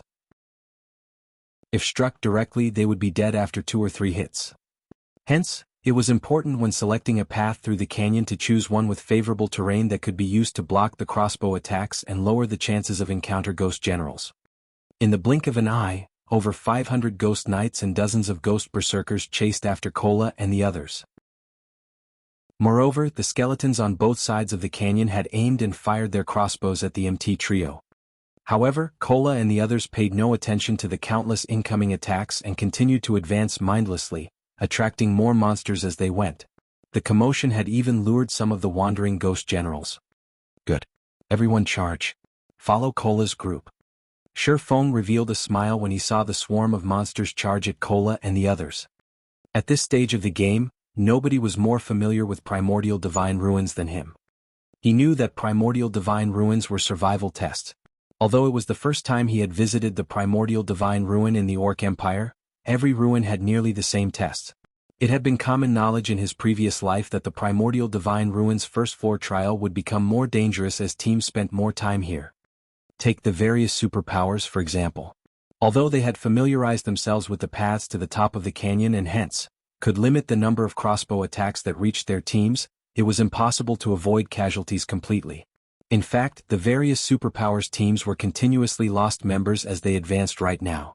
Moreover, as they approached closer to the top of the canyon, their casualty rates became more severe. To make matters worse, players that died and allowed the system to resurrect them would reappear at the starting point. Once they did, they'd have no way of catching up to their main force. As for having the team stop midway to resurrect the fallen, that would only end up causing the team to suffer even more casualties. Because of this, team members that died halfway through the canyon were as good as eliminated unless a team wipe occurred. The best way to challenge the first floor trial was to send a player in as bait and draw the enemy fire while the rest of the team followed behind. Doing so would greatly reduce the number of attacks the team received and was much safer than following one of the more protected routes. The only problem with this method was that the players acting as bait needed to be strong enough. The main force also had to maintain enough distance from the bait. If the main force got too close, they would pull the agitated monsters aggro. If the main force fell too far behind, the bait would have moved past the skeleton's attack range. Fortunately, this wasn't the first time Shi Feng had employed this strategy. His grasp of his team's positioning was incredibly accurate. With Violet Cloud in the center, Cola's group pushed forward. As they faced numerous attacks, their HP steadily decreased. Fortunately, the chieftain-ranked Ghost Knights and Lord-ranked Ghost Berserkers were not much of a threat. The true threat came from the Ghost Generals and the heavy crossbow attacks from both sides of the canyon in particular. Currently, a swarm of Ghost Knights chased after Cola's group of 4, and although the situation looked dire, it worked in the group's favor as the Ghost Generals had a hard time reaching the players. Unfortunately, the same couldn't be said for the crossbow attacks. When Cola, Turtledove, and Yi Wumian used their shields to block the incoming crossbow bolts, they'd stiffen slightly and lose around 1,500 HP. When the other powers noticed the damage Cola and his team received, they couldn't help their jealousy. Unlike Cola and the others, their MTs received over -4,000 damage even when they blocked the crossbow bolts successfully. This meant that the MT trio from Zero Wing could endure 3 times the attacks that their MTs could. However, they still ridiculed Zero Wing for its foolish leadership. If Cola and his companions had the support of a large number of healers, they'd be practically unkillable. Yet, Zero Wing actually let these 3 powerful MTs charge ahead on their own. It was a reckless waste of resources. With how the team utilized Cola and the others, it wouldn't matter if they could endure 2 or 3 more hits than other MTs. Sure enough, Cola, Turtledove, and Yi Wumian's HPs began to decrease rapidly. In a short moment they had lost more than 1/3 of their HPs. The various superpowers' upper echelons lamented the loss. The MT trio only had a single healer to support them, and it simply wasn't enough to keep the 3 players alive. But after another moment the superpowers noticed something strange. Despite Cola, Turtledove, and Yi Wumian's HPs having already fallen below the 25% mark, Violet Cloud hadn't prepared to cast any spells. What's going on? Isn't that girl a cleric? Or does she have some kind of grudge against those MTs? Everyone watched Violet Cloud in confusion. However, while the spectating crowd wondered about the young woman's hesitation, Cola took a look at his own HP bar. "Let's begin," Cola said. Rather than panicking, his voice contained a hint of excitement. Turtledove and the others then nodded in response. Following which, Cola shouted before releasing a blinding, golden glow. Suddenly, a golden pillar of light descended from the sky and enveloped Cola's group, illuminating the dark canyon. Suddenly, 4 golden barriers enveloped each member of the group. The move Cola just used was none other than the Tier 2 skill, Divine Shield, which Shifeng had obtained from the Boneless Land. When activated, the skill granted the Divine Shield buff, which lasted 30 seconds to a maximum of 10 players. The buff decreased incoming damage from Tier 3 or below attacks by 50% and attacks above Tier 3 by 20%. The buff also increased attack speed and movement speed by 20% and healing effects received by 100%. Divine Shield was a very powerful skill, though it had a downside, a 1-hour cooldown. Violet Cloud also used the Tier 2 spell Holy Prayer. The spell affected all allies within a 50-yard radius and granted them an hot buff that healed them based on Violet Cloud's mana. Moreover, players affected by Holy Prayer would receive a 20% damage reduction buff. The spell had a 1-minute duration and a 20-minute cooldown. Under the effects of these two skills, Cola's group members each recovered over 8,000 HP every second. The damage they received was reduced to a pitiful amount as well. This turn of events allowed Cola's group to advance with ease while the rest of Zero Wing's team followed behind. In less than a minute, Zero Wing's members had reached the top of the canyon. Chapter 1657, Continuous Clearance. Chapter 1657, Continuous Clearance. The sounds of battle had filled the dark canyon, but as Zero Wing's members reached the top, the various powers which were still engaged in combat fell silent. That's actually possible? For a moment, everyone was at a loss for words as they stared at Zero Wing's members. They had invested a ton of effort and made numerous sacrifices during their previous raids to locate the best route up the canyon, and they would still suffer before they reached the safe zone at its top. Yet, Zero Wing had run for the top of the canyon without sparing their surroundings a glance. Not only had the guild team succeeded, but they had only lost a few dozen players, which was practically negligible. Sure enough, Zero Wing is extraordinary, Praying Lotus muttered, her eyelashes fluttering as she watched Shifeng, the commander of Zero Wing's team. No other guild would dare to be so bold. The two skills Cola's group had used were particularly powerful. Although they were not invulnerability skills, the combined effect had nullified the threat from both the ghosts and the heavy crossbows. They only got through thanks to powerful attributes and skills, Wild Ocean said, clicking his tongue. The next floors will be even more difficult, and basic attributes will become less important. If they try to pull another stunt like that, they'll get themselves killed. MHM. Praying Lotus did not rebuke Wild Ocean's words this time. After all, what the Shield Warrior youth had said was true. As players delved deeper into the primordial divine ruin, the trials they faced would become more difficult. They would also encounter more and different traps. Rather than simply relying on raw power, players would have to rely on their technical abilities in the lower floors. The brute force method Zero Wing had used was only viable on the first floor.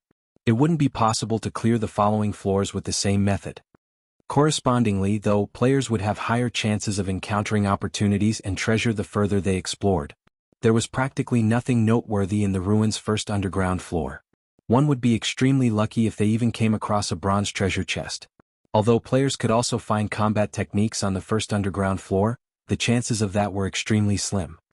If one wanted better loot, they'd have to reach the primordial divine ruins' third underground floor. Only the third floor and down offered level 50+ top-tier equipment. At the same time, the chances of finding combat techniques and other treasures also increased. Shifeng didn't hurry towards through the ruin after reaching the top of the canyon. Instead, he had everyone rest in the safe zone. Players' stamina and concentration consumption were far more severe in the primordial divine ruin than outside of it. If they did not rest, they might fail trials that should be passable. Meanwhile, the only places in which players could rest in the primordial divine ruin were the system-established safe zones.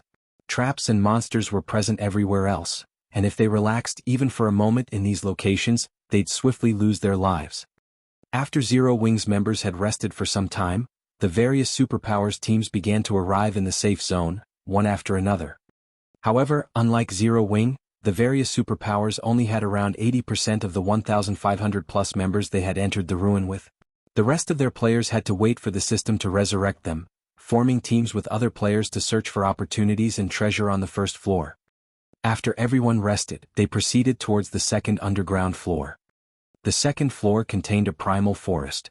Visibility here was even worse than in the first floor's dark canyon.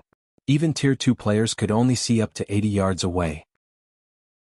As players traversed the forest, they were bombarded by all kinds of spell attacks from out of nowhere from time to time.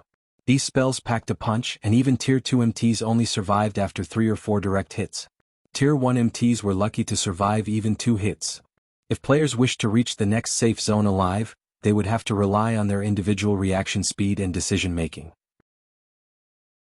They'd have to dodge or block an attack instantly when targeted. Only by doing so would the healers have a chance of healing them. All the heals in the world wouldn't save them if a spell struck them directly. The ruin's second floor was also much larger than the first, a testament to the primordial divine ruin's unique nature. As teams progressed, they'd encounter larger maps, forcing players to travel greater distances and face more danger. Shi Feng didn't have any special strategy to get through the second floor's trial. He could only send in the Magic Light team and Conqueror parties to tank as many hits as possible, limiting the number of casualties the team suffered. Overall, Zero Wing didn't fare nearly as well as the various superpowers. Upon reaching the third underground floor, the increased difficulty was particularly evident. The necessary method to clear the third floor wasn't like the first two. The various attacks and traps players had to face had also changed. Now, players had to collect a sufficient number of teleportation stones to proceed to the fourth floor. Each teleportation stone could only transport 100 players, and only the third floor's Grand Lord ranked monsters would drop them. One could just imagine how difficult it would be to kill a Grand Lord ranked boss in such a dangerous environment. It's no wonder why only the various superpowers have only gotten through the third floor thus far, leaving the first-rate guild's alliance behind. As Shi Feng stood at the third floor's starting point and observed the barren wasteland before him, he could not help but frown. Thunderclouds covered the sky above the plain as far as he could see. Lightning frequently descended, decorating the ground with scorch marks. Not only did the lightning strikes contain a lot of power, but they were also extremely fast, significantly faster than normal spell attacks. When facing a normal spell attack, expert players could dodge or block as long as the spell was cast from a certain distance, but the lightning strikes from above were incredibly fast. This trial's difficulty increase was tremendous. Furthermore, players had to kill level 55 Grand Lords. However, the various superpowers teams which had just arrived, reacted as if they didn't see the lightning bombarding the plain. They quickly split into 2 groups, leaving one behind in the safe zone while the other boldly strode into the barren wasteland in search of Grand Lord-ranked thunder beasts and thunder elementals. Lightning continued to descend from the sky, but the superpowers members swiftly maneuvered around the strikes. Aside from a few unlucky players who had been targeted by multiple lightning strikes, most were able to dodge the natural attacks. Even if they failed to dodge in time, their team's healers would quickly restore their lost HP. In contrast, the first-rate guilds and adventurer teams were unsure of how to continue. If they only had to dodge the lightning strikes, most of their members would be successful, but with the addition of monsters, chaos would ensue. They'd either fall to the lightning or the monsters would slaughter them. So what if they got a lot of players this far? They still won't clear the third floor. Wild Ocean could not help but flash Zero Wing's team, which still occupied the starting point, a ridiculing smirk. Players' basic attributes were no longer the key to clearing the trial once they reached the third underground floor. Here, individual combat standards held greater importance. If a team couldn't defeat the Grand Lord-ranked bosses while being showered by lightning strikes, it would venture no further in the primordial divine ruin. Guild leader, the lightning strikes attack rate and numbers are too high. I'm afraid that no more than 50 of our members will be able to fight while dodging the strikes. Should we grind the bosses for teleportation stones with just a 50-man team? Although it will slow us down, we shouldn't have a problem collecting the necessary teleportation stones, Aqua Rose suggested. If any other guild, excluding the superpowers, encountered such a situation, they'd likely be stuck here. Even Zero Wing only had a few experts who could fight in this lightning zone. Not even the Conqueror's armor's battle arrays would be very effective. Meanwhile, trying to raid Grand Lords with so few experts was impossible. This was also why the various first-rate guilds, which had reached the ruin's third underground floor previously, had never cleared it. However, Zero Wing was different. Its team had over 10 Tier 2 players and shouldn't have a problem forming a 50-man raid team that could dodge the lightning while fighting the bosses. Unfortunately, raiding level 55 Grand Lords with only 50 members would take a lot of time, more time than the various superpowers raid teams, which had around 300 members each. No need, we'll all go together, Shi Feng said, smiling as he shook his head. Everyone? For a moment, Aqua Rose thought she had misheard Shifeng. Relax. If this were any other trap, we might not have a way to deal with it, but if we only have to deal with lightning, we won't have to worry, Shifeng said. He then took a thick ancient tome from his bag. This item was none other than the ancient weather book. Chapter 1658, Might of the Ancient Book. Chapter 1658, Might of the Ancient Book. Across the vast wasteland, the various superpowers hunted bosses with organized precision. Meanwhile, the first-rate guilds and top adventurer teams could only watch from within the safe zone. Although these teams had a few experts who could dodge the lightning strikes, players who could dodge while fighting a Grand Lord were as rare as a phoenix's feather. A level 55 Grand Lord was already an extremely difficult foe, and teams lost players even during a normal raid. Hence, trying to raid one while severely handicapped would simply be suicidal. To compensate for their lack of numbers, the various first-rate guilds and top adventurer teams had tried to pool their experts to raid the bosses. However, despite multiple attempts, they had failed. Although the alliance of the various first-rate guilds and adventurer teams had formed allowed them to build a raid team with sufficient manpower, the environment favored the Grand Lord-ranked Thunder Elementals and Thunder Beasts. The third floor's environment enhanced all lightning-type skills and spells by 30%. Cloth armor classes, which had low HP and defense, would likely die instantly if they failed to dodge the Thunder Elementals or Thunder Beast skills. 0 mistakes were allowed in battle. However, players would be hard-pressed to avoid mistakes while constantly bombarded with lightning. In the end, the Alliance team wiped after losing so many members midway through the battle. As the first-rate guilds and top adventurer teams rested, Shifeng led his entire team into the lightning zone. It was as if he had missed their tragic downfall after fighting in the wasteland. They're going all together? Have Zero Wings members lost their minds? What are they trying to do? Even if a single death only costs 20% EXP, do they have to be so reckless? When the members of the various first-rate guilds and adventurer teams saw Zero Wing head into the plains, they thought that Zero Wing's members had gone mad. In this lightning wasteland, a player's basic attributes didn't matter as much as on the previous floors. Here, combat standards were far more important. Even if a team charged into the lightning wasteland with 1,000 members, each member would suffer the same number of lightning strikes. In fact, the players would have a higher chance of being struck. This was because players would have less space to maneuver in a larger group. Moreover, if players were not careful when they dodged, they'd likely avoid their own lightning strike only to get hit by their neighbors. The various powers weren't the only ones confused by Shifeng's ludicrous decision. Even Zero Wings members were confused.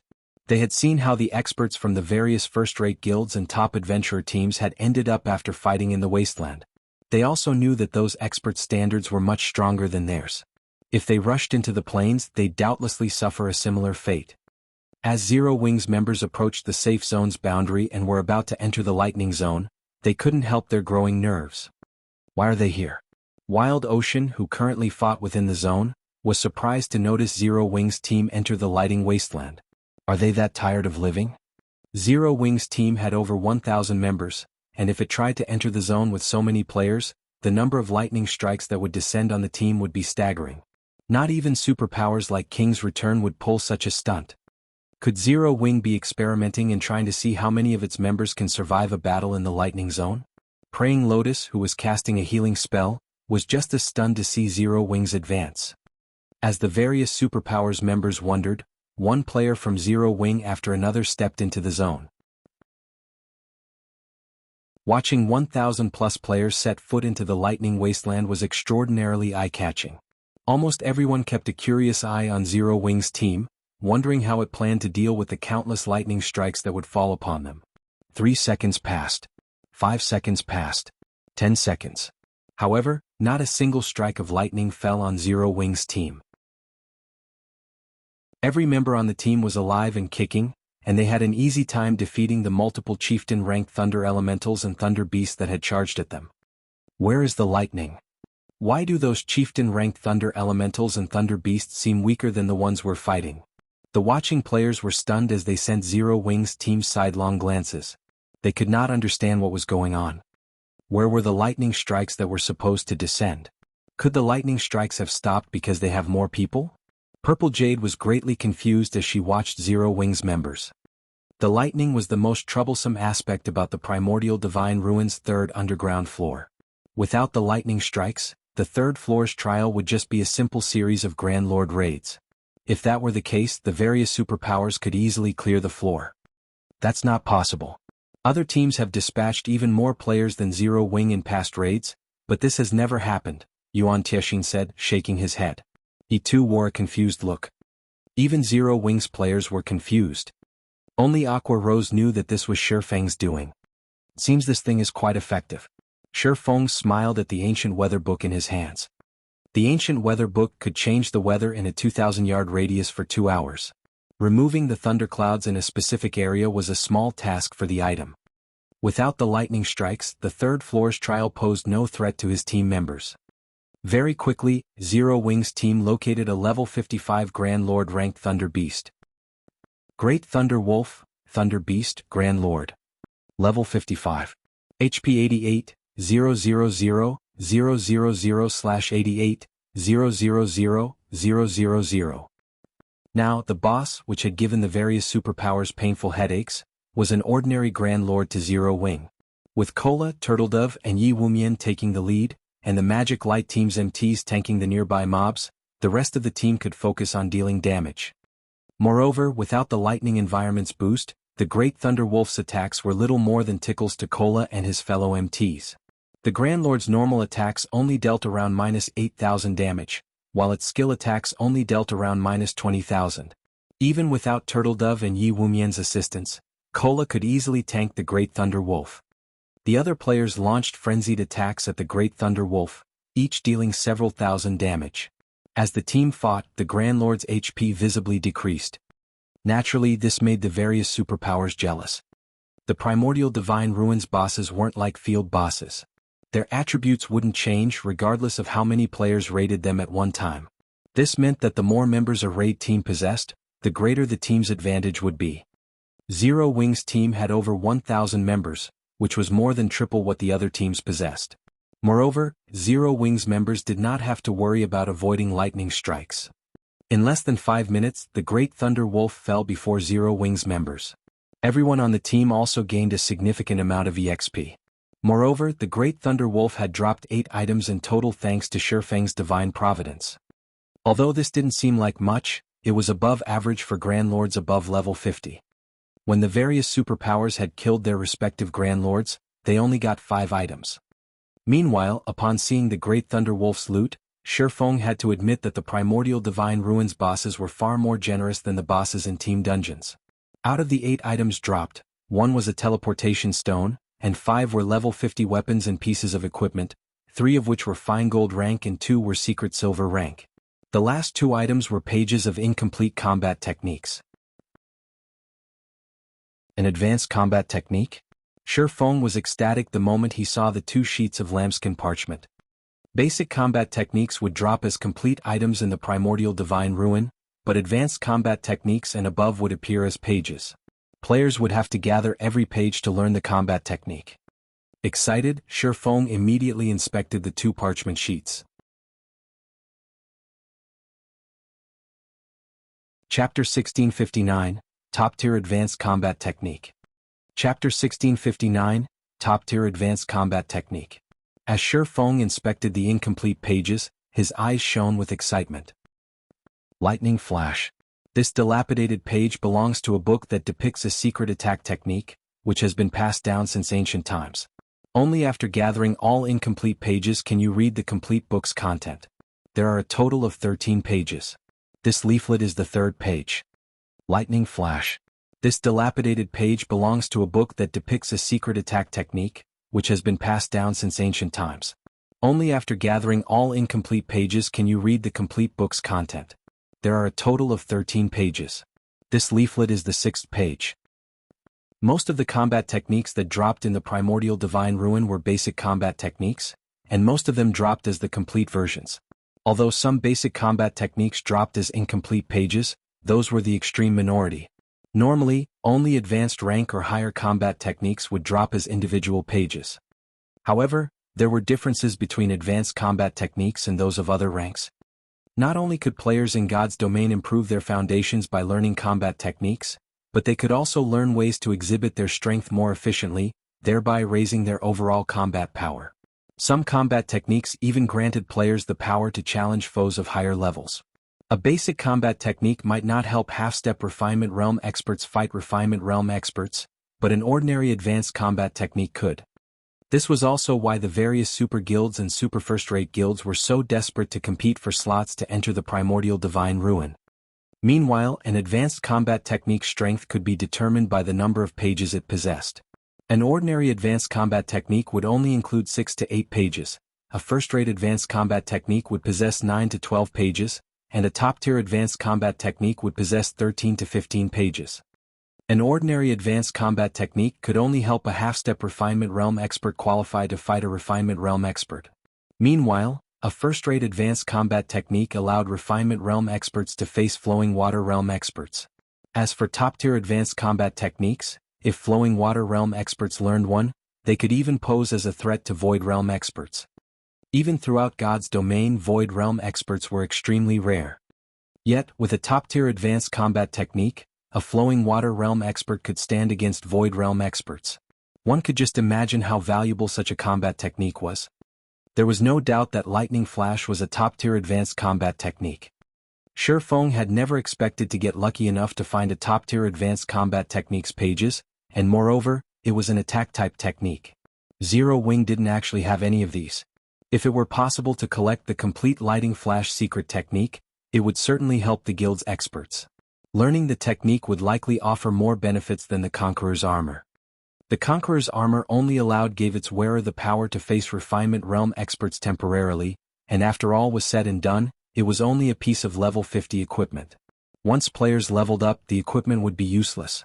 It could not truly become part of a player's strength. An advanced combat technique was different. Once players learned it, they could put it to good use regardless of their level.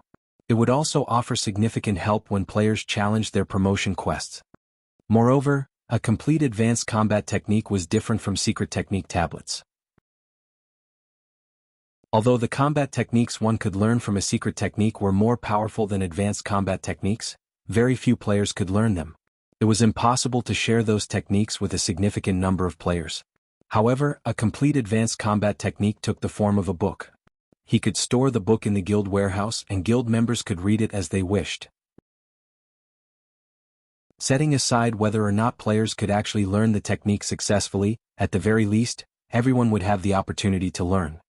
In the past, the reason that experts from the various superpowers had an easier time with their promotion quests, rising through the tiers, than experts from first-rate guilds and below wasn't just better weapons and equipment. Rather, it was because their access to combat techniques was superior in both quantity and quality. Thinking up to this point, Shi Feng led his team in search of another boss rather than resting. The Ancient Weather book only had a 2-hour duration, whereas it had a 10-hour cooldown. He might be able to wait for such a long time, but the Primordial City would not wait for him. Who knew if the Primordial City had an entry limit? If there wasn't one, they might be alright, but if there were, he and Zero Wings members would lose their chance to enter the legendary city if they were too late. Hence, he had to cherish every second and minute of these 2 hours. Zero Wings members continued to hunt one Grand Lord ranked Thunder Elemental or Beast after another.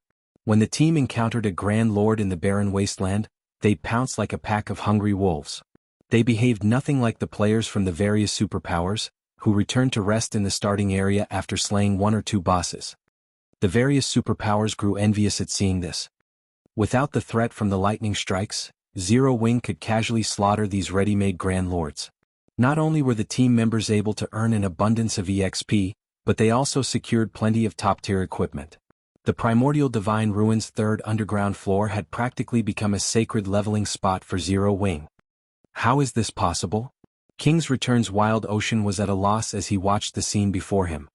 He had assumed that Zero Wing would be stuck on the 3rd floor, yet based its pace, it'd likely be the first team to reach the 4th underground floor. Uncle Broken, should we contact them? Praying Lotus whispered to Broken City, who stood beside her. Thus far, the various superpowers had only reached the 4th floor. Not one of their teams had made it to the 5th yet. The 4th floor was simply too difficult and there was no comparing it with the 3rd floor. With the current strength of King's Return's team, it could not clear the 4th floor alone. If King's Return wished to reach the 5th floor, it would have to ally with another team. However, doing so would leave the team fewer entry slots to the 5th floor. No. It is too soon. We'll send them an invite once they experience the 4th floor's wall, Broken City said, smiling as he shook his head. The 3rd floor's trial was child's play compared to the 4th floor. Not only did players have to face all sorts of attacks, but the Guardian boss was also a bona fide level 58 Grand Lord ranked archaic species. Even now, not a single superpower had dealt any damage to the Guardian boss. Although King's Return had prepared thoroughly this time, they had no more than a 30% chance of defeating the Grand Lord. Needless to say, Zero Wing's chances were even lower. While the various powers grinded bosses on the Primordial Divine Ruins 3rd underground floor, news of Zero Wing's team completing the 3rd floor's trial quickly spread among the participating teams. The various large guilds and top adventurer teams from the kingdoms and empire neighboring the Orc Empire, in particular, had to re-evaluate their opinions of the guild. The various superpowers had, thus far, monopolized the Primordial Divine Ruins 4th floor. The fact that Zero Wing had reached that floor proved that it could nearly rival those superpowers in terms of top-tier experts. At the very least, Zero Wing was definitely superior to first-rate guilds and top adventurer teams in this regard. However, a deathly silence had fallen over the meeting room within Heaven's Burial's ancient Rock City residence due to this latest information. Nobody could have imagined that, in one short day, Heaven's Burial would lose the massive advantage it had cultivated. And it was all due to Zero Wing. First, Zero Wing had shattered ancient Rock City's defensive magic arrays. Then, the guild had plundered their entry slots for the Primordial Divine Ruin. Now, Zero Wing was about to set foot on the ruin's 4th underground floor. Zero Wing. Singular Burial's expression twisted as he read the latest report. Heaven's Burial's reputation was in tatters. If they did not figure out a way to deal with this problem now, the guild would likely have a rocky path ahead even if they held on to ancient Rock City. Singular Burial spun towards Flame Blood, who sat beside him wrapped in bandages and growled, "Flame, didn't you say that Beast Emperor needs the souls of 400,000 elite players to display his full strength in Starmoon Kingdom? Go, tell him that I will fulfill that request." Guild leader, are you planning on giving up on Starmoon Kingdom entirely? Flame Blood could not help his surprise. Beast Emperor's request was no laughing matter. It was both the last and worst option Heaven's Burial had.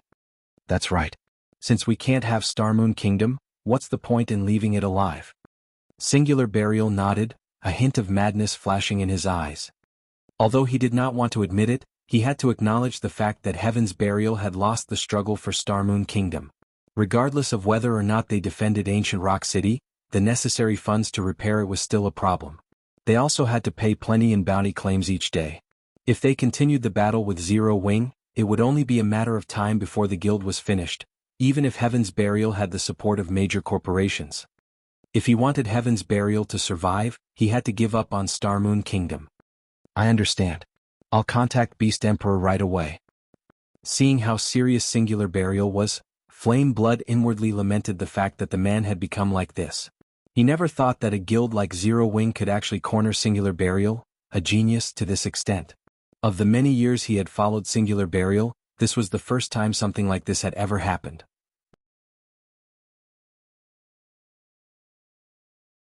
Chapter 1660. Lightning Flash Secret Technique. Chapter 1660. Lightning Flash Secret Technique. In a certain mountain range covered with dense forests, countless powerful monsters roamed about the area. Every monster here was above level 100 and quite a few were mythic rank. However, none of these monsters dared to approach the forest in the mountain range's inner regions. Suddenly, a figure appeared at the forest's entrance. It was none other than Flame Blood. When Flame Blood appeared, several massive humanoid creatures appeared around him, each radiating the terrifying aura only Tier 4 mythic monsters had. Amazing. After not seeing him for some time, he's already developed to this point? Flame Blood was stunned when he noticed the 6 mythic-ranked evil demons around him. Mythic-ranked evil demons. Evil demons were far more difficult to nurture than evil beasts. Previously, Beast Emperor had only been able to nurture a Grand Lord-ranked evil demon. Although Grand Lord-ranked evil demons were very powerful, they were not invincible. If numerous experts worked together, they'd still be able to kill one. However, it was a different story for mythic-ranked evil demons. At this stage of the game, mythic monsters were insurmountable, even to the various superpowers. Otherwise, the level 50 super large-scale team dungeon in God's domain would not stand empty. Moreover, evil demons commanded superior intellect and could exhibit greater combat power than evil beasts. Most importantly, they could be summoned at any time, unlike evil beasts, which could only move from location to location of their own power. Now that Beast Emperor commanded mythic-ranked evil demons, he had the equivalent of mythic-ranked bodyguards at all times. Having mythic-ranked evil demons would undoubtedly increase the safety and survivability of controllers like Beast Emperor by a significant margin. He would no longer have to hide when attacking and could control his armies more efficiently. After seeing these mythic-ranked evil demons, Flame Blood's desire to obtain his own grew. Being a member of the evil god's temple, every race on the continent of God's domain hunted him constantly. Surviving in the game had become exceedingly difficult. Moreover, if players or NPCs captured him and sent him to the war god's temple, his character would be sentenced to death in the truest sense, and he'd be forced to start all over again. Hence, he needed to be careful when he moved about and rarely appear before other players. If he had his own mythic-ranked evil demons though, he wouldn't have to worry about capture unless he encountered a Tier 5 NPC. Fortunately, Tier 5 NPCs were apex powerhouses in God's domain, and they weren't so easy to encounter. Normally, the strongest NPCs players would meet were Tier 4. After the evil demons had a chance to observe Flame Blood for a moment, they retreated back into the forest. Flame Blood then strode into the forest himself.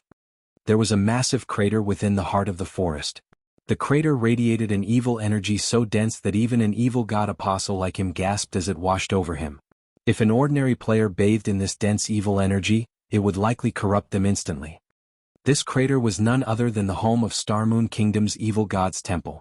As long as players were within range of the temple, its energy would cut off their communication with the outside world. They would not be able to send or receive messages. Flame Blood. A middle-aged man covered in pitch-black ruins sat in the severely dilapidated temple. When he noticed Flame Blood enter the temple, he sent the cleric a glance and asked, "Why are you here? Weren't you controlling your evil demon army to protect ancient Rock City?" Although the man before Flame Blood hadn't expressed any emotion, speaking only in a calm tone, Flame Blood's heart palpitated in fear. This wasn't just because Beast Emperor was one of the evil god's temple's evil god envoys, but also because of the horrific evil energy that lingered around him. The man was far more frightening than the last time Flame Blood had seen Beast Emperor. The evil energy Beast Emperor radiated was no weaker than the evil energy the temple itself radiated. This man's evil energy would likely kill ordinary players before they could approach him. Moreover, as Flame Blood looked at Beast Emperor, he could not help but feel as if he stared at a ferocious beast that had just woken from a long slumber. "My guild leader sent me," Flame Blood said after stealing his mind. "Didn't you say that you needed 400,000 souls from elite players? My guild leader says he can give them to you." "He's finally made up his mind?" Beast Emperor asked, chuckling. "Then return and tell him this. The day he has the players ready will be the day Zero Wing perishes." Although he was quite powerful and could easily hunt down players for their souls, the immortal souls he needed had to come from willing players. Unfortunately, he was still short 400,000 elite players even after exhausting his means. Otherwise, he would have handed Starmoon Kingdom to the evil god's temple a while ago. Flame Blood nodded in response. He had no doubt regarding Beast Emperor's claim. Others might not know the power Beast Emperor wielded after the evil god's temple had activated, but as a member, Flame Blood knew it very well. Meanwhile, back in the primordial divine ruins' third underground floor, quite some time had passed since the various superpowers had departed for the fourth floor. Only the first-rate guilds and top adventurer teams, which couldn't defeat the bosses, and Zero Wing's team, which still hunted Grand Lord-ranked thunder beasts and elementals, remained on the third floor. Crap. Just how many Grand Lords must Zero Wing's members kill before they are satisfied? They might be grinding for level 50 top-tier equipment on this floor. After all, opportunities like this don't come often. With how many Grand Lords they've already killed, they should have more than enough teleportation stones. I wonder if they'd be willing to share some with us? Don't even think about it. First, the Primordial City will definitely have an entry limit. It's only natural to let as few players as possible reach the 4th and 5th floors. Moreover, the teleportation stones are bound to players of the same team and can only be passed around between players on the same team. The stones can also only be used on team members. If the team's member count suddenly increases, the teleportation stones they've collected thus far will become useless. That makes it even less likely that they'd be willing to help us. The various first-rate guilds and top adventurer teams couldn't help but envy Zero Wing's battling members as they searched for treasures on the third floor. When they saw the teleportation stones scattered across the ground, their eyes became bloodshot. Despite all of their effort, they hadn't obtained a single teleportation stone, yet Zero Wing's team didn't even bother to pick up the stones that had dropped. Meanwhile, Shifeng activated Divine Providence as they killed another level 55 Grand Lord ranked Thunder Beast.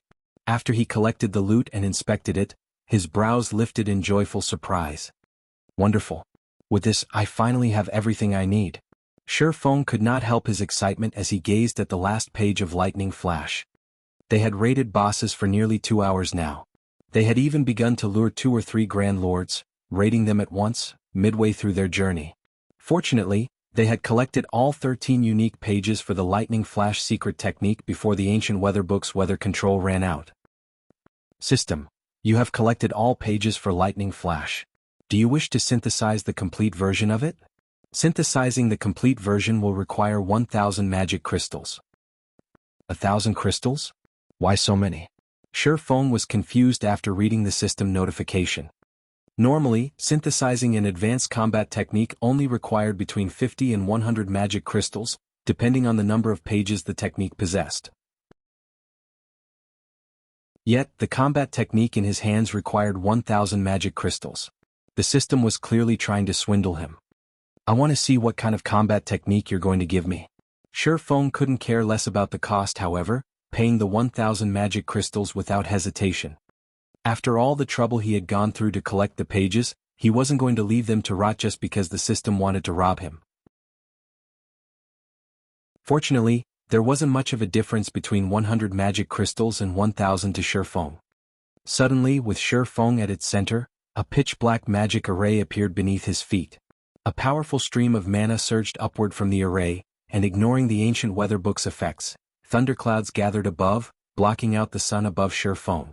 Massive lightning bolts then descended from the clouds, striking the 13 incomplete pages that hovered above Shifeng's head. After hundreds of thundering booms echoed throughout the third floor, a thick ancient tome hovered before Shifeng. Faint arcs of blue electricity danced around the tome.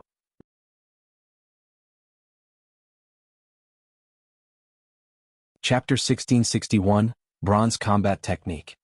Chapter 1661, Bronze Combat Technique. The hundreds of lightning bolts suddenly flashing in the vast wasteland immediately drew the attention of every player on the primordial Divine Ruins' third underground floor.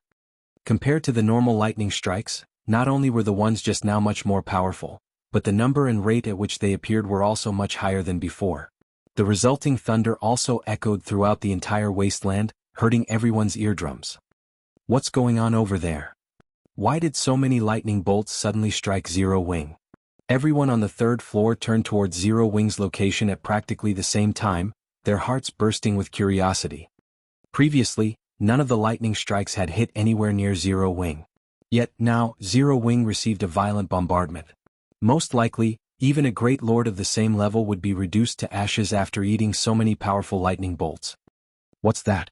A book? Could some kind of treasure have dropped? Some of the players nearby quickly noticed the ancient tome hovering before Shifeng.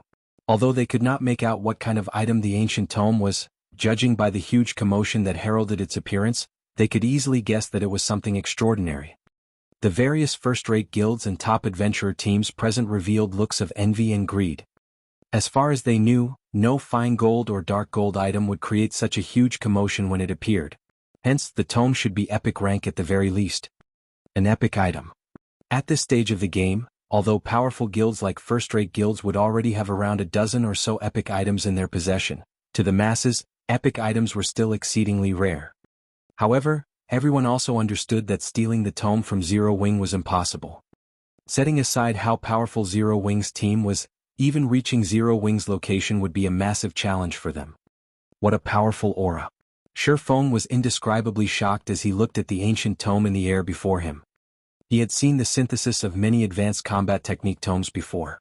However, none of them had ever caused such a huge commotion. Moreover, even after the Lightning Flash tome completed its synthesis, it still radiated a faint aura that attracted mana to it, a situation that Shifeng had never encountered before. For a moment he found it somewhat incredible that the book before him was a combat technique tome. Guild leader, what is that item? Is it an epic tool? Aqua Rose could not help but ask curiously. The other members of the team also held great curiosity about the lightning flash secret technique. Immediately, they pricked their ears up in hopes of catching wind of the tome's identity. As for the item's attribute panel, they held no expectations of catching a glimpse of it. Nowadays, Zero Wing was rife with spies of other guilds. Meanwhile, in regard to the epic items the guild possessed, they were generally considered a secret. After all, epic items served as the foundation of a guild. If used at a critical moment, they could achieve miraculous effects. Naturally, the guild wouldn't reveal such an important secret unless necessary. Hence, the members of the team did not hope to find out the exact details of the tome. They only wished to know what kind of item it was. No. Shifeng shook his head. Smiling, he said, "This is a combat technique." A combat technique? Aqua Rose could not help but narrow her eyes at Shifeng skeptically. She suspected that Shifeng was simply messing around with her. What kind of combat technique could cause such a huge commotion? Even a secret technique tablet would not create such a commotion when it dropped. Shifeng's words stunned everyone. Although they refused to believe Shifeng, they all knew what kind of personality he had. He would never lie about something like this. Moreover, if he did not wish for them to know what the tome was, he could simply say that it was a guild secret. In that case, they naturally would not pursue the matter. Yet, everyone also found it unbelievable that a combat technique could cause such a huge commotion. Of course. Moreover, it isn't just any ordinary combat technique, Shifeng said, a hint of excitement in his voice. This is a bronze combat technique with a complete legacy. Advanced combat techniques was something that countless expert players wished to learn. Even the various superpowers only possessed a few. In the past, advanced combat techniques had also been the strongest combat techniques Shifeng knew of. However, after finding out about secret technique tablets, in addition to the relevant information Phoenix Rain had provided him, he discovered the existence of combat techniques that were even stronger than advanced combat techniques, bronze combat techniques. Normally, secret technique tablets were the only source of bronze combat techniques. Meanwhile, the power one could exhibit using such a technique was beyond imagination.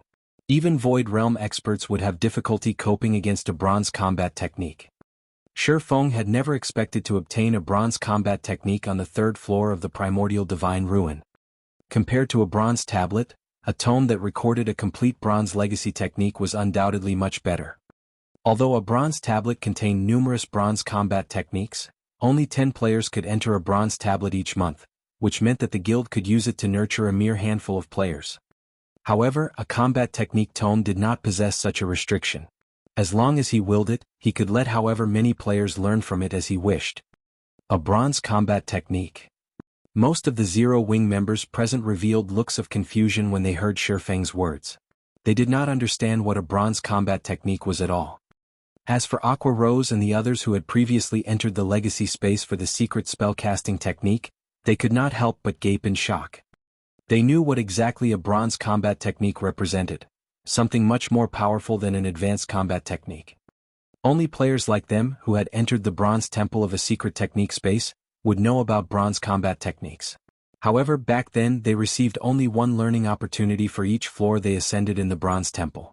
Moreover, each floor became increasingly difficult to clear as they reached higher floors, which severely limited the number of learning opportunities they had. Now, however, they had a complete bronze combat technique tome. This meant that they could learn the combat technique recorded on it at any time and without limit. Now that we have achieved our goal here, it's about time we headed down to the 4th floor, Shifeng said, chuckling. He then used the teleportation stones to send everyone to the 4th underground floor of the Primordial Divine Ruin. Zero Wing's team of 1,000+ players vanished from the lightning wasteland. Primordial Divine Ruin's 4th underground floor. The setting here was a quiet valley abounding with lush vegetation. A towering set of doors could be seen situated at the heart of the valley. Even if one stood at the summit of the mountains that formed the valley, one could still see this towering set of doors very clearly. Not only were the doors 100 meters in height, but they also sported plenty of divine runes carved on them. The doors radiated a powerful aura that would probably deter ordinary players from approaching them. At this moment, however, a flashy light show could be seen taking place before the massive stone doors. At the same time, sounds of explosions kept echoing throughout the entire valley. In the next moment, a two-headed, three-tailed earth dragon, which stood before the stone doors, could be seen letting out a deafening roar. Meanwhile, encircling this earth dragon was a team of 1,000+ experts. Currently, these expert players were attacking the monster in a frenzy, bombarding the 50-meter-tall earth dragon with one attack after another. However, despite the spectacular phenomena accompanying their attacks, the attacks themselves dealt only around -400 damage. From beginning to end, not a single attack inflicted over -1,000 damage to the monster. What a powerful monster! An archaic species? Or is it a ferocious beast? Zero Wings members could not help but stare wide-eyed at the monster guarding the massive stone doors, their hearts filled with shock.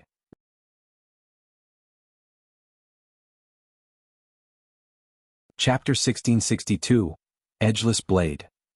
An Earth Dragon. Shifeng could not help but be astonished as he looked at the 50-meter-tall monster standing inside the valley. Frost Flame Two-Headed Earth Dragon, Archaic Species, Inferior Dragon, Grand Lord. Level 58. HP 270, 000, 000/270, 000, 000. Compared to other archaic species of similar rank and level, the Frost Flame Two-Headed Earth Dragon was clearly stronger. Its HP already rivaled that of mythic monsters of the same level. It did not look like a Grand Lord at all. Moreover, aside from the Earth Dragon having superb defense, the battlefield it fought in was surrounded by pools of scorching lava. From time to time, jets of lava would shoot up and rain down on random locations of the battlefield. Even MTs would be able to endure a direct hit from the lava only 3 or 4 times. Should they successfully block the lava rain, the durability of their weapons and equipment would decrease significantly. In addition to the lava rain, the Earth Dragon itself attacked with its 3 tails and spewed out frost or flame breaths frequently. As a result, the expert players of the superpowers currently raiding the boss turned into streaks of light and disappeared from the battlefield one after another. In less than 10 minutes, the team made up of 1,000+ experts was annihilated. By the time the battle was over, the entire area before the massive stone doors had transformed into a world of flames and frost, the scene both mesmerizing and shocking. At this point, the spectating members of the various superpowers wore somber expressions on their faces as they looked at the Earth Dragon looming over them arrogantly before the stone doors. The Earth Dragon's defense and HP were both ridiculously high. In addition, players raiding the Earth Dragon had to keep an eye out for the lava that would rain down from the sky. However, after Shifeng and the others arrived inside the valley, the various superpowers all shifted their sights towards them. When these superpowers saw Shifeng's group moving past them, heading straight towards the Frost Flame Two-Headed Earth Dragon, none of them displayed any hostility. They simply watched quietly as Zero Wings' team approached the boss. Although there was only one boss on the entire 4th floor, they were not in a hurry to fight it at all. The reason for this was their confidence in the Earth Dragon's strength. The task of killing the Earth Dragon was no longer something a single superpower or large guild could achieve. Multiple superpowers would need to cooperate to deal with the boss. They couldn't possibly intend to take on the boss on their first visit, right? Wild Ocean could not help but laugh in ridicule when he saw Zero Wings' team showing signs of wanting to raid the Earth Dragon. The team that tried raiding the Earth Dragon just now consisted of the strongest experts of 2 superpowers. In the end, however, they were still no match for the boss. The Earth Dragon itself was already a massive challenge to players. The lava rain launched at random intervals from the surrounding lava pools only served to further increase the demands on players' combat standards. Meanwhile, the standard of Zero Wings members was significantly inferior to that of the members of the various superpowers. Of course, it would be a different story if Zero Wing could replicate its feat on the 3rd floor and prevent the lava attacks from occurring entirely. However, how could such a thing happen time after time? It's better for us if they try. Once they realize where the difficulties of the raid lie, we'll have an easier time negotiating conditions for cooperation with them later on, Broken City said, chuckling nonchalantly. Though, I do wonder how much of the boss's HP Zero Wing will be able to shave off. Zero Wing was behaving similarly to how the Sacred Temple and Crimson Emperor had before.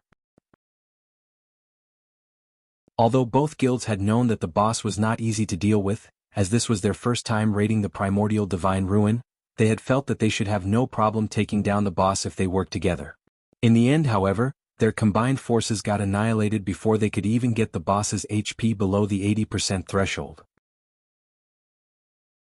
Now the upper echelons of both guilds were wearing exceedingly ugly expressions on their faces. Even the combined forces of the Sacred Temple and Crimson Emperor managed to lower the boss's HP only to 81%. I'm guessing Zero Wing will have trouble taking away even 5% of the boss's HP. Just the first 2 lava showers will most likely wipe out over 80% of Zero Wing's members. With the remaining members, they would be fortunate if their overall DPS exceeds the boss's battle recovery, Praying Lotus said, shaking her head in disapproval as she looked at Zero Wing's team. Although Zero Wing's previous performances had indeed exceeded expectations, the guild's deficient foundation would be its downfall on this floor. Meanwhile, the other guilds present were sitting back, eagerly awaiting the start of the upcoming show. After all, as more teams fought the Earth Dragon, spectators like themselves would be able to uncover more of the Earth Dragon's secrets, which would, hopefully, eventually allow them to defeat the boss. Uncle Yuan, how far do you think Zero Wing will be able to go? Purple Jade asked curiously as she looked at Shifeng, who stood in the middle of Zero Wing's team. Other guilds might not have a clear idea of Zero Wing's strength, but the secret pavilion was well informed on matters regarding God's domain. They were quite aware that, when Phoenix Rain's Phoenix Pavilion and Zero Wing obtained the first clear of the Sunset Forest, Zero Wing had played an indispensable role in the raid. I'm not sure. Maybe they'll shave off around 20% of the boss's HP. Hopefully they can get the boss to enter its second phase. That way we can get a better understanding of the boss, Yuan Tiexin replied, shaking his head. Meanwhile, just as Yuan Tiexin and Purple Jade were conversing with each other, Zero Wing's members were also looking at and discussing the Earth Dragon. Guild leader, let's go. Kola urged excitedly as he looked at the distant Earth Dragon. Truthfully, dealing with the bosses on the 3rd floor had not posed a challenge to him whatsoever. He had not been able to fully exhibit the Titan Guard's capabilities when going up against those bosses. Now that the Frost Flame 2-headed Earth Dragon was before him, he was very eager to use it as a sparring partner to improve himself. Guild leader, why not let me be the lead MT this time? Turtledove eagerly recommended herself. At this moment, Kola and the other MTs weren't the only ones itching for action. Fire Dance, Shadow Sword, and the other DPS of the team were also bursting with fighting spirit. As long as Shifeng gave the command, they would immediately charge at the Earth Dragon without hesitation. Hold on a moment. Shadow, take this weapon and use it for this raid, Shifeng said after pondering for some time. He then took out the Tier 3 mana weapon Edgeless blade from his bag and handed it over to Shadow Sword. Initially, Shadow Sword wanted to say that the Crimson Moon greatsword he wielded was already plenty good and that there was no need to switch weapons. However, after he accepted the Edgeless blade, he fell into a daze. Although he had yet to equip the weapon, the instant he took it into his hands, he could feel immense power surging into his body. At the same time, his mind also gained greater clarity. Shadow Sword immediately inspected the attributes of the Edgeless blade. What is this weapon? Shadow Sword muttered blankly as he looked at the Edgeless blade's attribute panel. Crimson Moon was one of Titan City's 31 holy weapons. At this point he had already upgraded the weapon to Dark Gold rank, and its attributes were significantly superior to even ordinary Dark Gold weapons. In the future he could even raise it to Epic rank. However, compared to the Edgeless blade he was currently holding, Crimson Moon was no different from an iron rod. He found it truly hard to imagine that such a powerful weapon could exist at this stage of the game. Moreover, even if he eventually upgraded Crimson Moon to Epic rank, he did not think that it would be a match for the Edgeless blade. The reason for this evaluation was the sensation he got when he held the Edgeless blade. It felt as if he had just activated a berserk skill. Just equipping the weapon had increased his strength by 40%. Moreover, the Edgeless blade's attack power was directly correlated to his strength attribute. Overall, the Edgeless blade's attack power was 50% higher than Crimson Moon's. In response to Shadow Sword's reaction, Shifeng dispensed with explanations. He commanded through the team chat, "Alright, everyone get ready. Kola, Turtledove, and Yi Wumian will be responsible for tanking the boss. Everyone else, pay attention to your positioning. Make sure not to stand near the Earth Dragon's heads and tails. If nobody has any problem, let's begin." As soon as Shifeng was done speaking, Zero Wing's members charged into the Frost Flame 2-headed Earth Dragon's sphere of influence like a frenzied mob.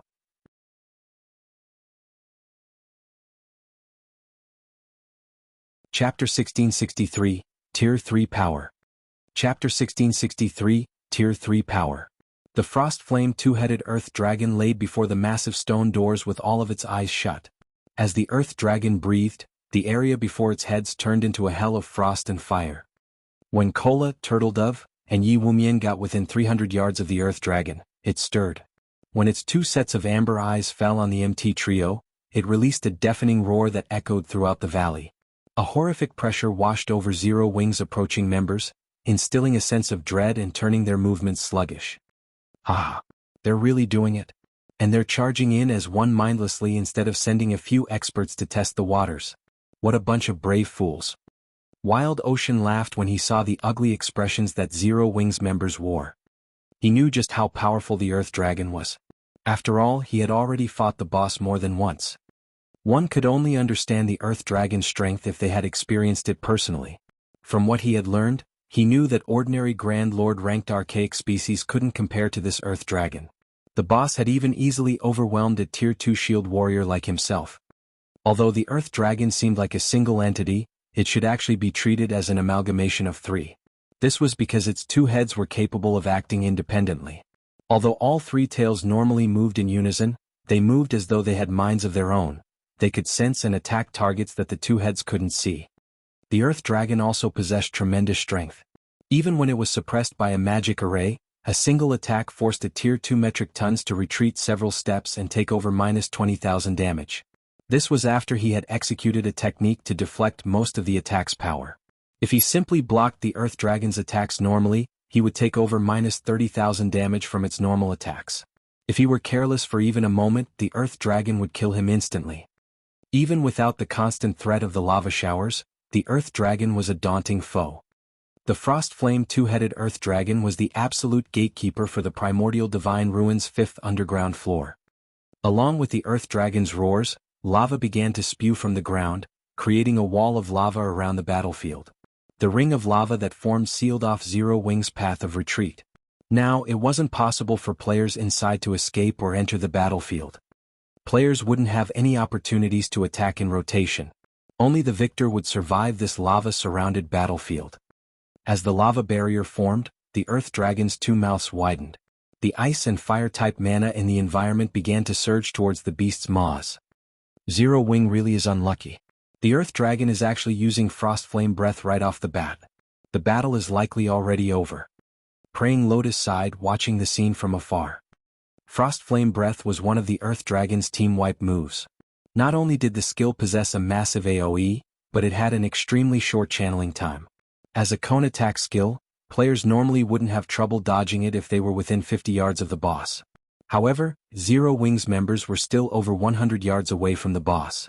In this case, they would have to cross greater distances to move out of the skill's AoE, which was impossible with so little time. Praying Lotus wasn't alone in her thinking. Everyone could already imagine the boss wiping out Zero Wing's team before they could land a single attack. Seal.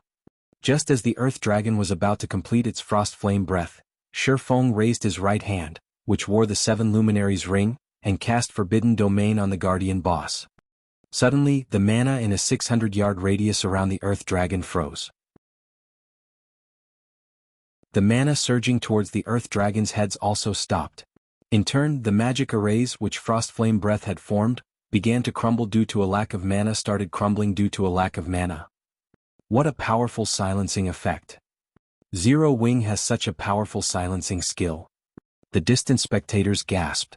None of them could believe that a player was actually capable of stopping the Earth Dragon's Frost Flame Breath as it activated. God's Domain might have many players who had learned silencing skills, but there were differences in these skill strength. Normally, silencing skills would have striking effects against Tier 0 and Tier 1 players, but most of the silencing skills they've seen thus far had little effect on Tier 2 players, much less boss monsters. Silencing skills that could affect boss monsters were incomparably valuable, even more so than large-scale destruction spells.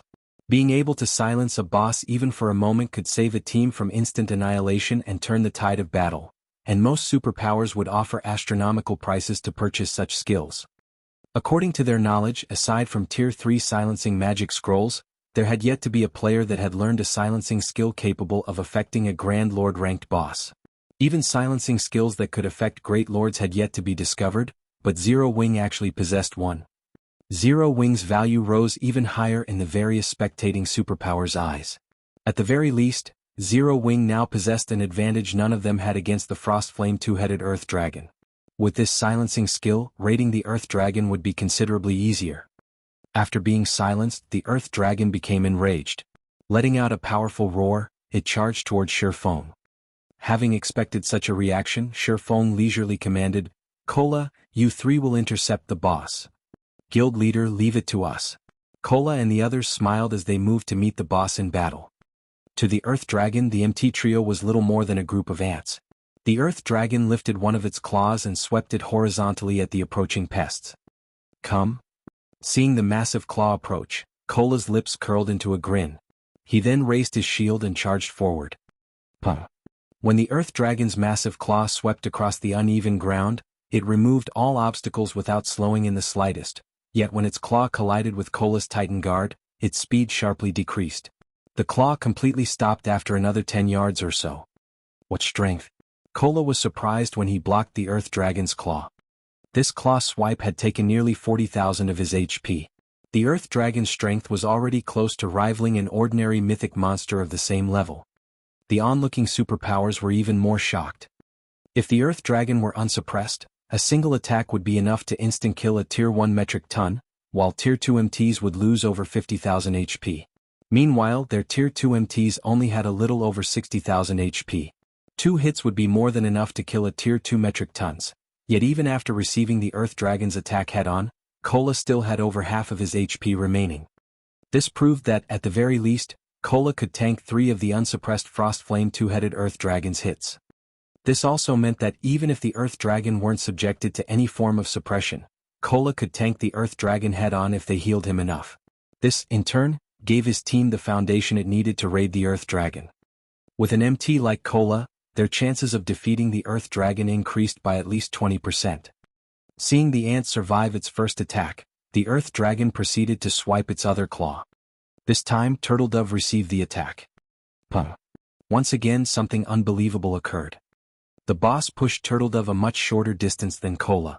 She also only lost a little over 34,000 HP. Likewise, she still had over 50% of her HP. Immediately after the Earth Dragon's 2 consecutive attacks, Shadow Sword, who was only a short distance behind Kola and Turtledove, leaped into the air and slashed at the Earth Dragon's chest.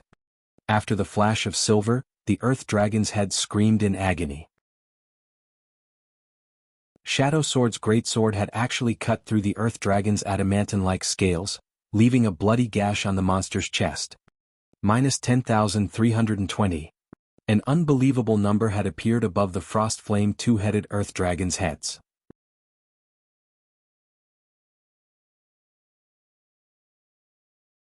Chapter 1664, Frightening Team. Over 10,000 damage. How is that possible? I'm not seeing things right. How is his damage so high? Is he wearing a full set of epic equipment? The crowd couldn't tear their eyes off of Shadow Sword, shock and curiosity overwhelming their minds. In fact, many of them wanted to rush over and demand to know what Zero Wing had done to allow a player to deal over minus 10,000 damage to the Frostflame two-headed Earth Dragon. The majority of their members' attacks had only dealt damage in the hundreds. Only their Tier 2 players had dealt more than that thanks to their superior attributes. Even so, their normal attacks only dealt around minus 3,000 damage each, yet Shadow Sword had dealt over minus 10,000 with a normal attack. Even if Shadow Sword were a Tier 2 Berserker, there should be no way his damage should surpass their Tier 2 members by such a large margin. The only reason they could think of was that the Berserker must have a full set of epic equipment, but even then, such a thing was unrealistic. How valuable was epic equipment? Players would need over 10 pieces to be fully geared in epic ranked equipment. Most of God's Domain's large guilds didn't even have that many pieces. Even super guilds could only afford to equip their strongest members with 4 or 5 pieces for maximum efficiency. They refused to believe that Zero Wing had the capability or generosity to gear a single player in 10 or more pieces of epic equipment. Guild leader, what kind of weapon did you give Shadow? Its attack power is amazing.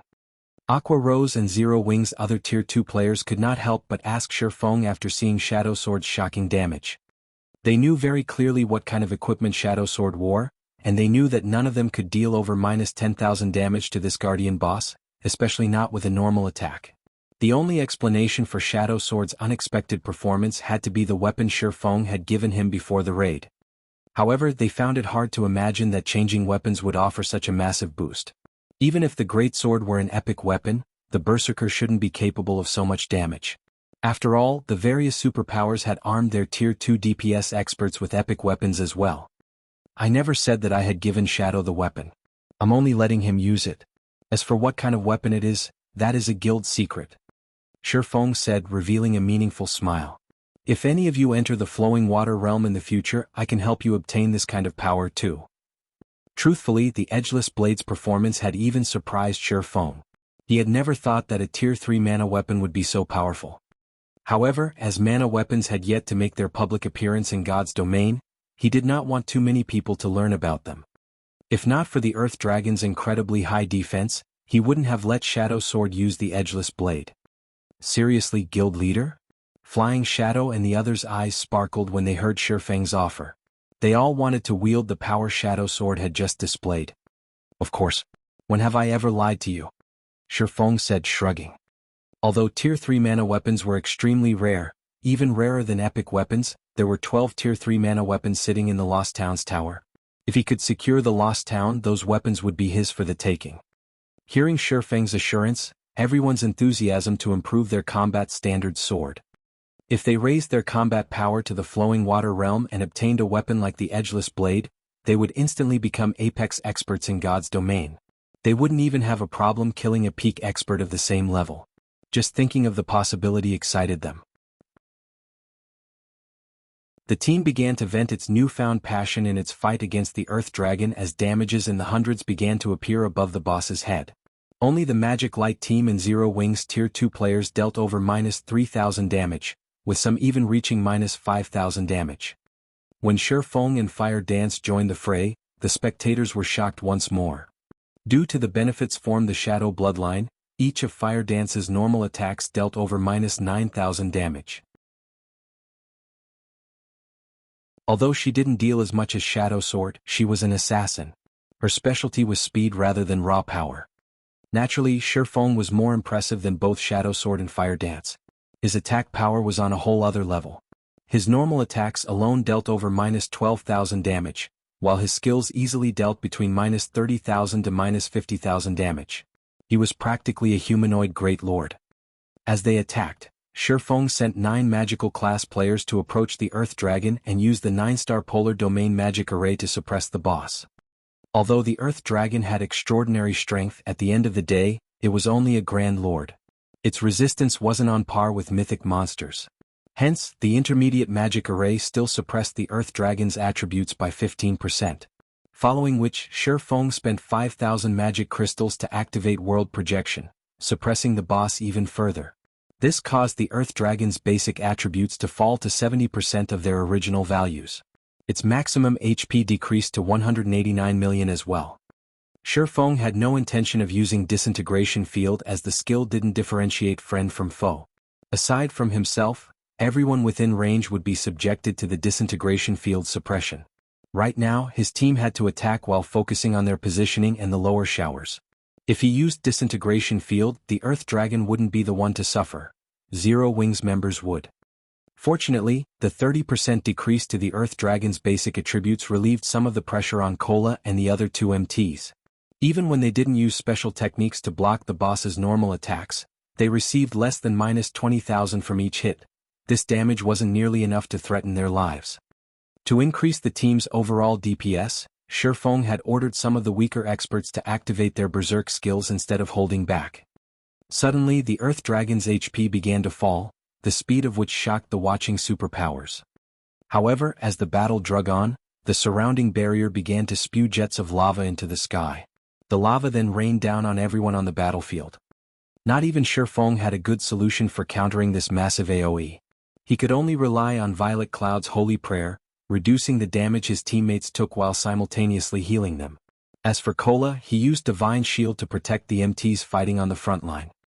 When the lava shower ended, even with Violet Cloud's assistance, Zero Wing's team had lost over 100 members. Zero Wing's casualty rate was significantly higher than the various superpowers teams. Fortunately, the lava showers did not happen too often, giving Zero Wing's members plenty of time to damage the boss. When the second lava shower eventually fell on the team, Zero Wing suffered evidently fewer losses. Most of the players that had died during the first lava shower had lower combat standards, while the survivors were stronger. The Earth Dragon's HP quickly fell to 95%. 95%. 90%. 80%. When the Earth Dragon entered its second phase, it ceased its claw attacks. Instead, it began to execute AoE breath attacks, though they weren't as powerful as its Frost Flame breath. Even so, each attack dealt considerable amounts of damage. When Cola tried to take a hit with his shield, he had instantly lost over 30,000 HP. The change in attack pattern also forced Zero Wing's members to run constantly, evading the boss's AoE attacks. This development instantly reduced the team's overall DPS. However, Shifeng still had the situation in hand. Roughly 6 minutes after the battle had begun, the Earth Dragon's HP fell to 30%. At this point, Zero Wing's team only had 300 members left alive. Everyone else had either died to the breath attacks or the lava showers. The boss is entering its third phase. Whoever has a berserk skill, use it now. Shifeng hurriedly shouted when he saw the Earth Dragon's HP fall to 30%. Hearing Shifeng's command, Cola and the other MTs activated Power of Darkness, no longer holding back and skyrocketing their attributes. Meanwhile, the Frost Flame two-headed Earth Dragon released a deafening roar, and the surrounding ice and fire-type mana concentrated around it. The Earth Dragon swiped one of its claws at Cola, Turtledove, and Yi Wumian. Despite the boost to the MT Trio's basic attributes, the attack shoved them back by over a dozen yards. They had nearly lost their footing from the devastating impact. Each of them had lost over 50,000 HP on the spot. Had they failed to activate their berserk skills in time, they would have died instantly. Quick! The boss's defense has weakened. Attack it with everything you've got. When Shifeng realized that the Earth Dragon had entered its berserk and saw that his attacks now dealt over -16,000 damage, he ordered his team to go all out. With the decrease to the boss's defense, Shifeng stopped holding back himself as he activated Heavenly Dragon's power. All of a sudden, the Earth Dragon's HP began to fall much faster. Meanwhile, the less HP the Earth Dragon had remaining, the stronger its retaliation became. From time to time, it randomly targeted a player with its tails and breaths. Although Cola and the others continued to use taunt skills to hold the boss's aggro, all their efforts were futile. 25%. 15%. 5%. When the Earth Dragon only had 3% HP remaining, fewer than 100 Zero Wing members stood on the battlefield. The situation looked dire for Zero Wing. Meanwhile, the Earth Dragon used its breath and claw attacks more often, forcing the MT Trio to activate their life-saving skills and focus on defense. They no longer dared to spare energy to deal damage. Die. Shifeng activated Divine Providence as he charged up to the Earth Dragon. He then activated the Tier 2 Flame Burst and brandished his swords at the Grand Lord. Dazzling sword lights illuminated the battlefield. Every time these lights flashed, a scorch mark would appear on the Earth Dragon's body. Out of the 16 slashes Shifeng had executed, the weakest had dealt over -200,000 damage. In the blink of an eye, he had eliminated the final strand of the boss's HP. The Frost Flame two-headed Earth Dragon then unwillingly collapsed to the burned earth.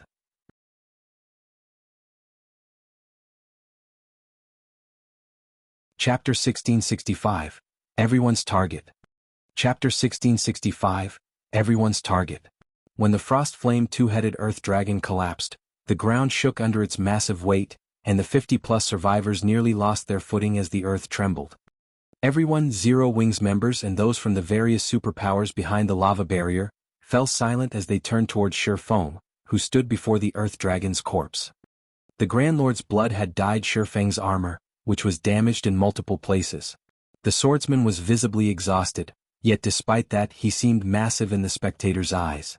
Every player watching felt as if they gazed upon a hero of legend. It's dead. Zero Wing actually slew the Earth Dragon. This is a trick, right? They actually managed to defeat the boss? No one could bring themselves to believe their eyes. Even the superpowers had been utterly helpless against the Earth Dragon on their own. They likely would have had to pull their forces to defeat the boss, yet Zero Wing's team had accomplished the feat on its own. Immediately, the sound of a system notification reached everyone's ears. System: congratulations to Team Zero Wing for being the first to kill the Frostflame two-headed Earth Dragon. Rewarding 3 fifth-floor teleportation stones and 10 humanity reputation points. With this system notification, even those who refused to believe that Zero Wing had succeeded had no choice but to accept it as fact. Is this why Phoenix Rain has such great faith in Zero Wing? Yuan Chexing fell into deep thought as he stared at Shifeng's back. Zero Wing, huh? King's Return's Broken City could not help but watch Shifeng closely as well. The guild is actually far more powerful than the rumors made it out to be. It seems that our subordinates will have to pay much closer attention to the guild. Suddenly, the various superpowers' attitudes towards Zero Wing changed. Now, rather than treat Zero Wing like some insignificant power, they had to view the guild as a competitor. Meanwhile, Shifeng remained ignorant of the attention he received from the various superpowers. He only had eyes for the items that had dropped before him. Normally, a team would be incredibly lucky if a Grand Lord-ranked archaic species dropped several dozen items, yet the Earth Dragon had dropped over 100. The size of the bounty had far exceeded Shifeng's expectations. Seeing this, the spectating superpowers' eyes became bloodshot. In fact, many of them wanted to charge forward and steal the loot. Needless to say, the first kill of such a powerful archaic species would definitely grant extremely bountiful loot. Such loot could elevate their respective team's strength to a whole new level. Unfortunately, none of them could act on their desires with the lava barrier between them and the items. They could only watch helplessly as Shifeng collected one item after another. Meanwhile, Shifeng went into a frenzy, snatching up every item. At the same time, he instructed the team's healers to resurrect their dead. Although the lava barrier stood between them and the various superpowers, it had begun to fade after the Earth Dragon's death. At the rate it disappeared, the barrier would only last a few more minutes. Meanwhile, the rule for boss loot in the outside world also applied in the Primordial Divine Ruin. Even if players successfully killed a boss and obtained its loot, the items would drop if other players killed them within the first 2 hours. There were multiple teams from the various superpowers waiting outside of the lava barrier, and their experts weren't ordinary. If all of these experts attacked, they could very easily annihilate Zero Wing's players. Hence, he needed to collect the loot and leave before the barrier vanished. Zero Wing's members quickly realized their situation, and the team's healers rushed to resurrect their fallen companions. Sure enough, the lava barrier completely disappeared around 4 minutes after the Earth Dragon's death, but before the various superpowers could take action, Shifeng used the 8 teleportation stones, 5 from the boss and 3 from the system reward. Instantly, Zero Wing's 800 living members transformed into streaks of light that faded into the massive stone doors. They sure ran quickly. Wild Ocean was slightly disappointed to see Zero Wing's members vanish. A colossal fortune had just disappeared before his very eyes. If not for the lava barrier, Zero Wing wouldn't have gotten away with the boss's loot. As expected of Zero Wing, they certainly react quickly. Yuan Chexing chuckled. Everyone dreamed of obtaining items that could improve players' strength, and superpowers were no exception. Even though Zero Wing had proven to them all that its combat power and growth potential was extraordinary, that would do little to deter them from attacking. Uncle Yuan, what should we do? With the boss dead, we won't be able to move on to the 5th floor, Purple Jade said. She felt a slight headache brew as she gazed at the empty battlefield. Although the 4th underground floor had plenty of monsters, only the Frostflame two-headed Earth Dragon dropped teleportation stones. Since the only Earth Dragon on the 4th floor had just died, other players had no way of proceeding to the next floor. Don't worry.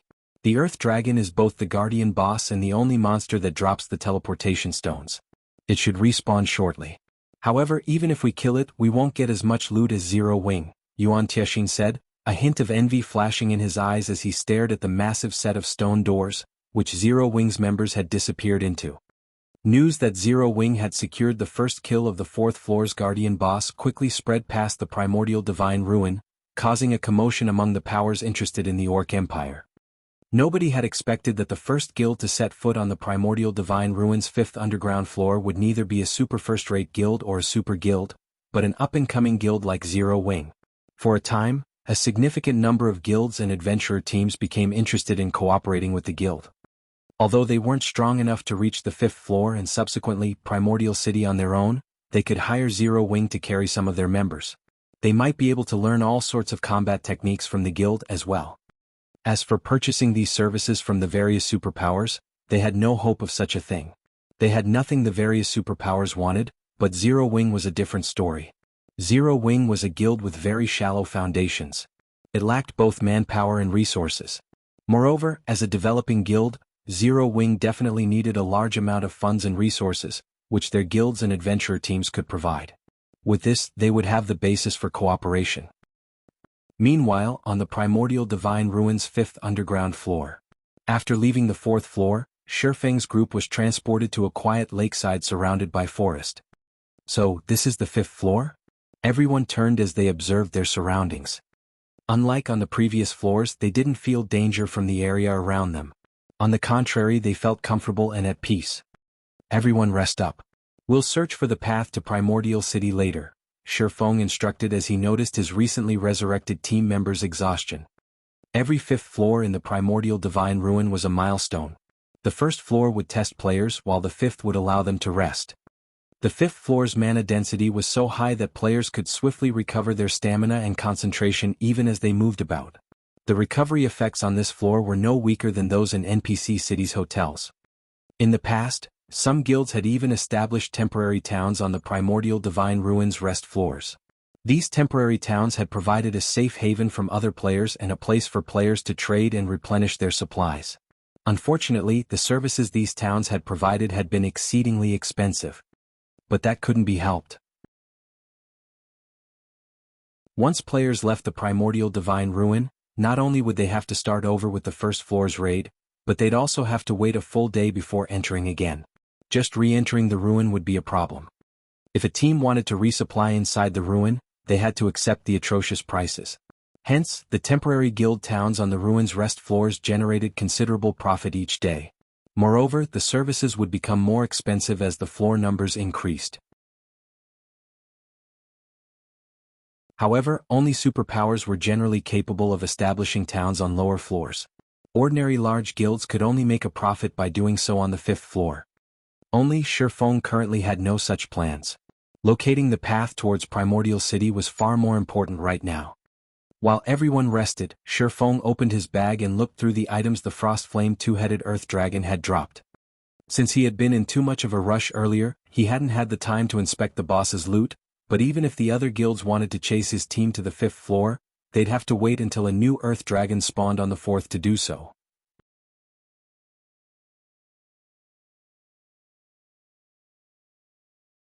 Chapter 1666, Insane Loot.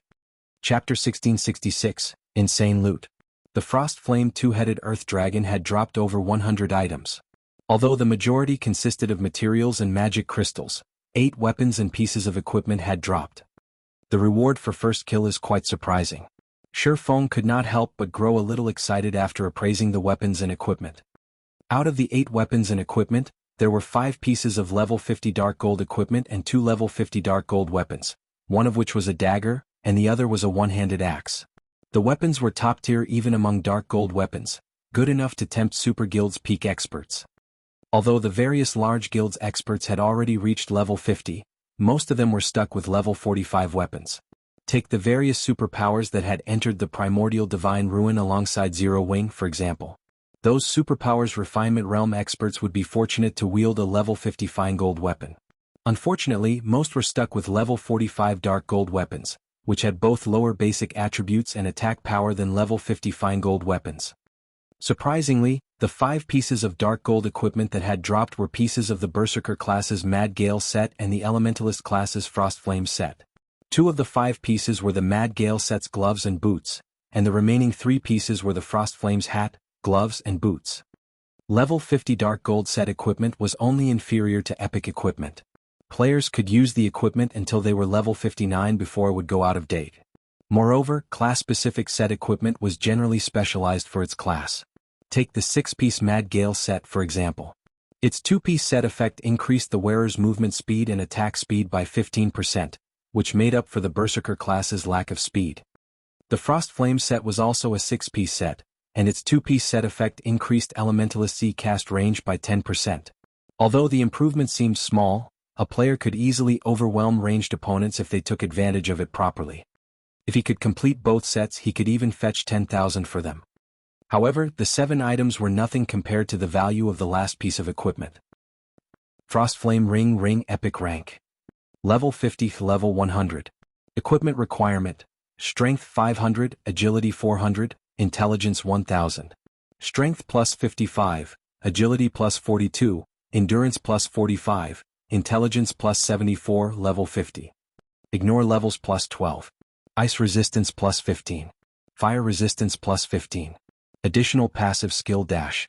Frost Flame Barrier. Creates a frost flame barrier around user.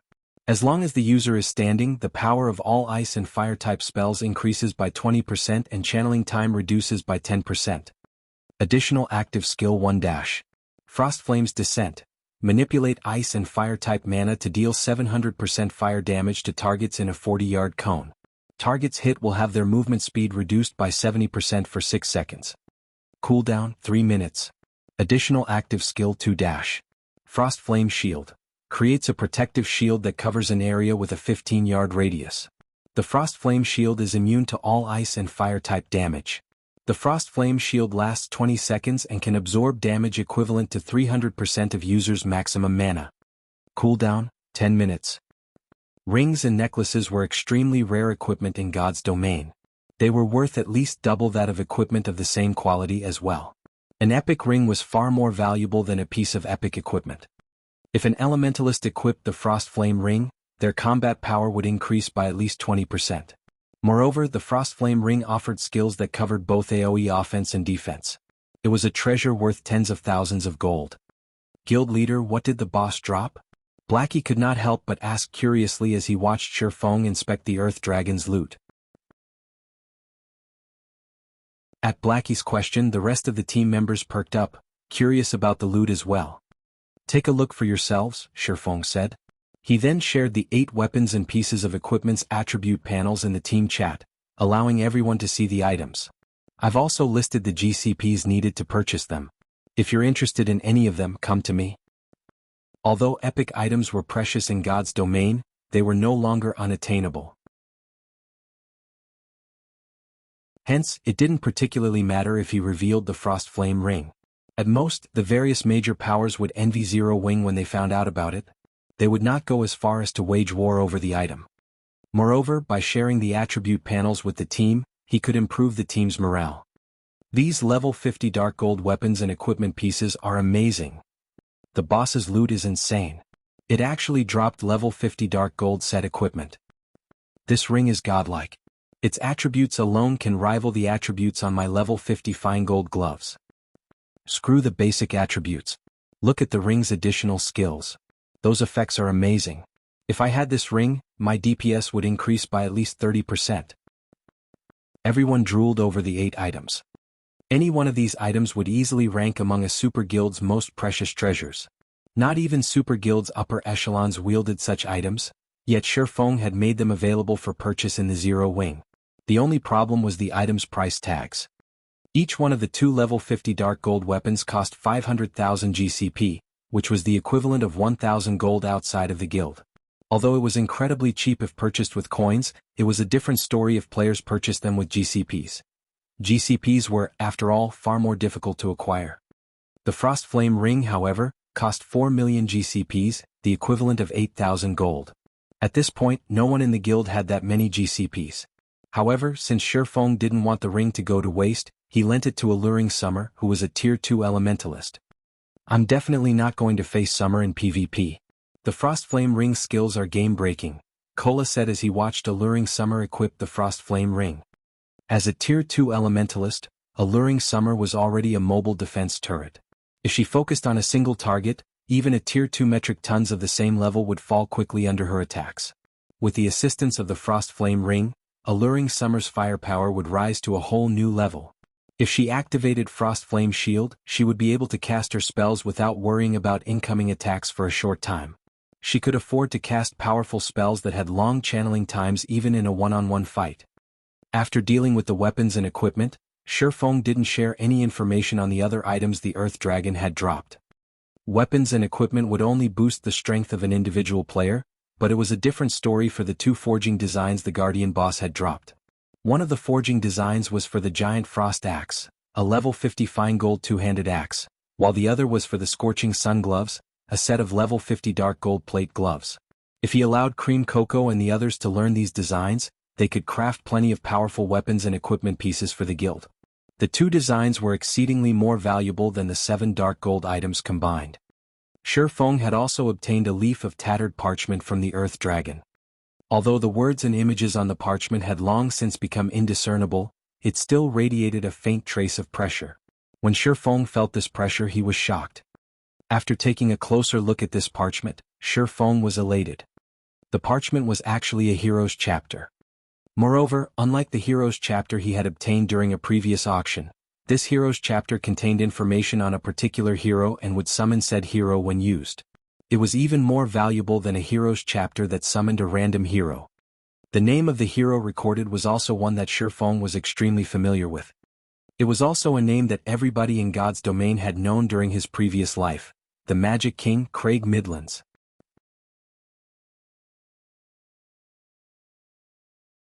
Chapter 1667, Magic King. The fact that the Earth Dragon had dropped a hero's chapter, let alone a hero chapter for Craig Midlands, had truly surprised Shifeng. In God's domain, there were 32 heroes that could only be summoned with specific heroes chapters. They were also the strongest heroes players could summon using the heroes chapters. In the past, these 32 heroes had been known as the 32 Pillars. Based on historical records, every one of these 32 heroes had cleared the complete God's trial and gained the ancient God's recognition. If nurtured properly, any one of these 32 pillars could easily become the guardian of an entire city. This was because these 32 heroes had the potential to reach level 200 tier 5 at the very minimum. Moreover, because they were heroes, their basic attributes were higher than players of the same level and tier. When players nurtured these heroes to their peaks, only tier 6 god rank players had any chance against them. Among the 32 pillars, the Magic King Craig Midlands ranked 17th. He had been a famous NPC in God's domain who had mastered the 6 major elements. No ordinary tier 5 NPC could compare to his strength. Craig Midlands had once fended off a siege that included 20 tier 5 players and successfully protected the city he had been tasked to guard. He had even killed 11 of the tier 5 experts. The hero's display had been so impressive that it had even stupefied the guild that had nurtured and summoned him. Nobody had expected the Magic King to be that powerful. Normally, even a tier 5 NPC would fall if 20 tier 5 players ganged up on him, yet the Magic King had resisted and won. However, Craig's victory over the team of tier 5 players was not what that shocked the world the most. Rather, players had been astounded by the spells he had used. With his mastery over 6 major elements, not only did his attacks carry great destructive power, but his attack methods were also varied and complex. His attacks had basically no weaknesses. If a tier 5 player had tried to face him one-on-one, they would have been beaten to a pulp. Moreover, for every element Craig Midlands grasped, he could create one elemental doppelganger. Although each doppelganger only had 80% of Craig's attributes, they were far stronger than players of the same level and tier. In other words, trying to fight Craig Midlands was on par with fighting 7 tier 5 NPCs. With this, I'll have a capable protector for Zero Wing City. Shifeng clearly remembered that the guild that had acquired the Magic King Craig Midlands in his previous life had only been a first-rate guild. Naturally, the guild had used Craig to protect its main city, and due to the NPC's presence, not even super first-rate and super guilds had dared to strike that city. If he used Craig to protect Zero Wing City, the city's defensibility would rise to an entirely new level.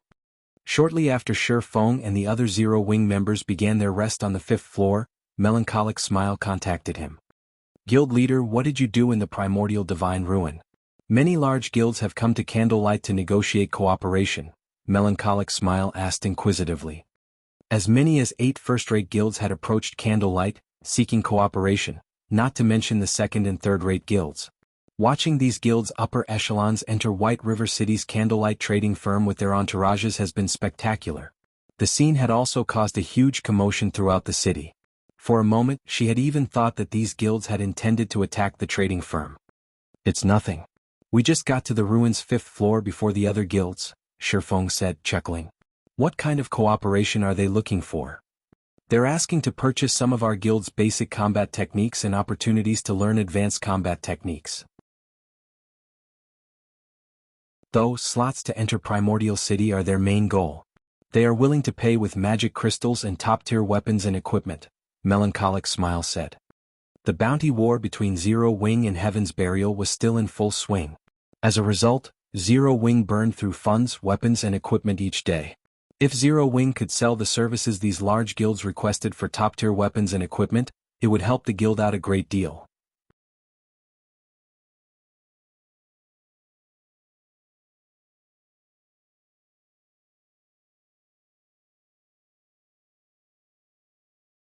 Moreover, there were many wealthy individuals among God's Domain's adventurer teams and independent experts.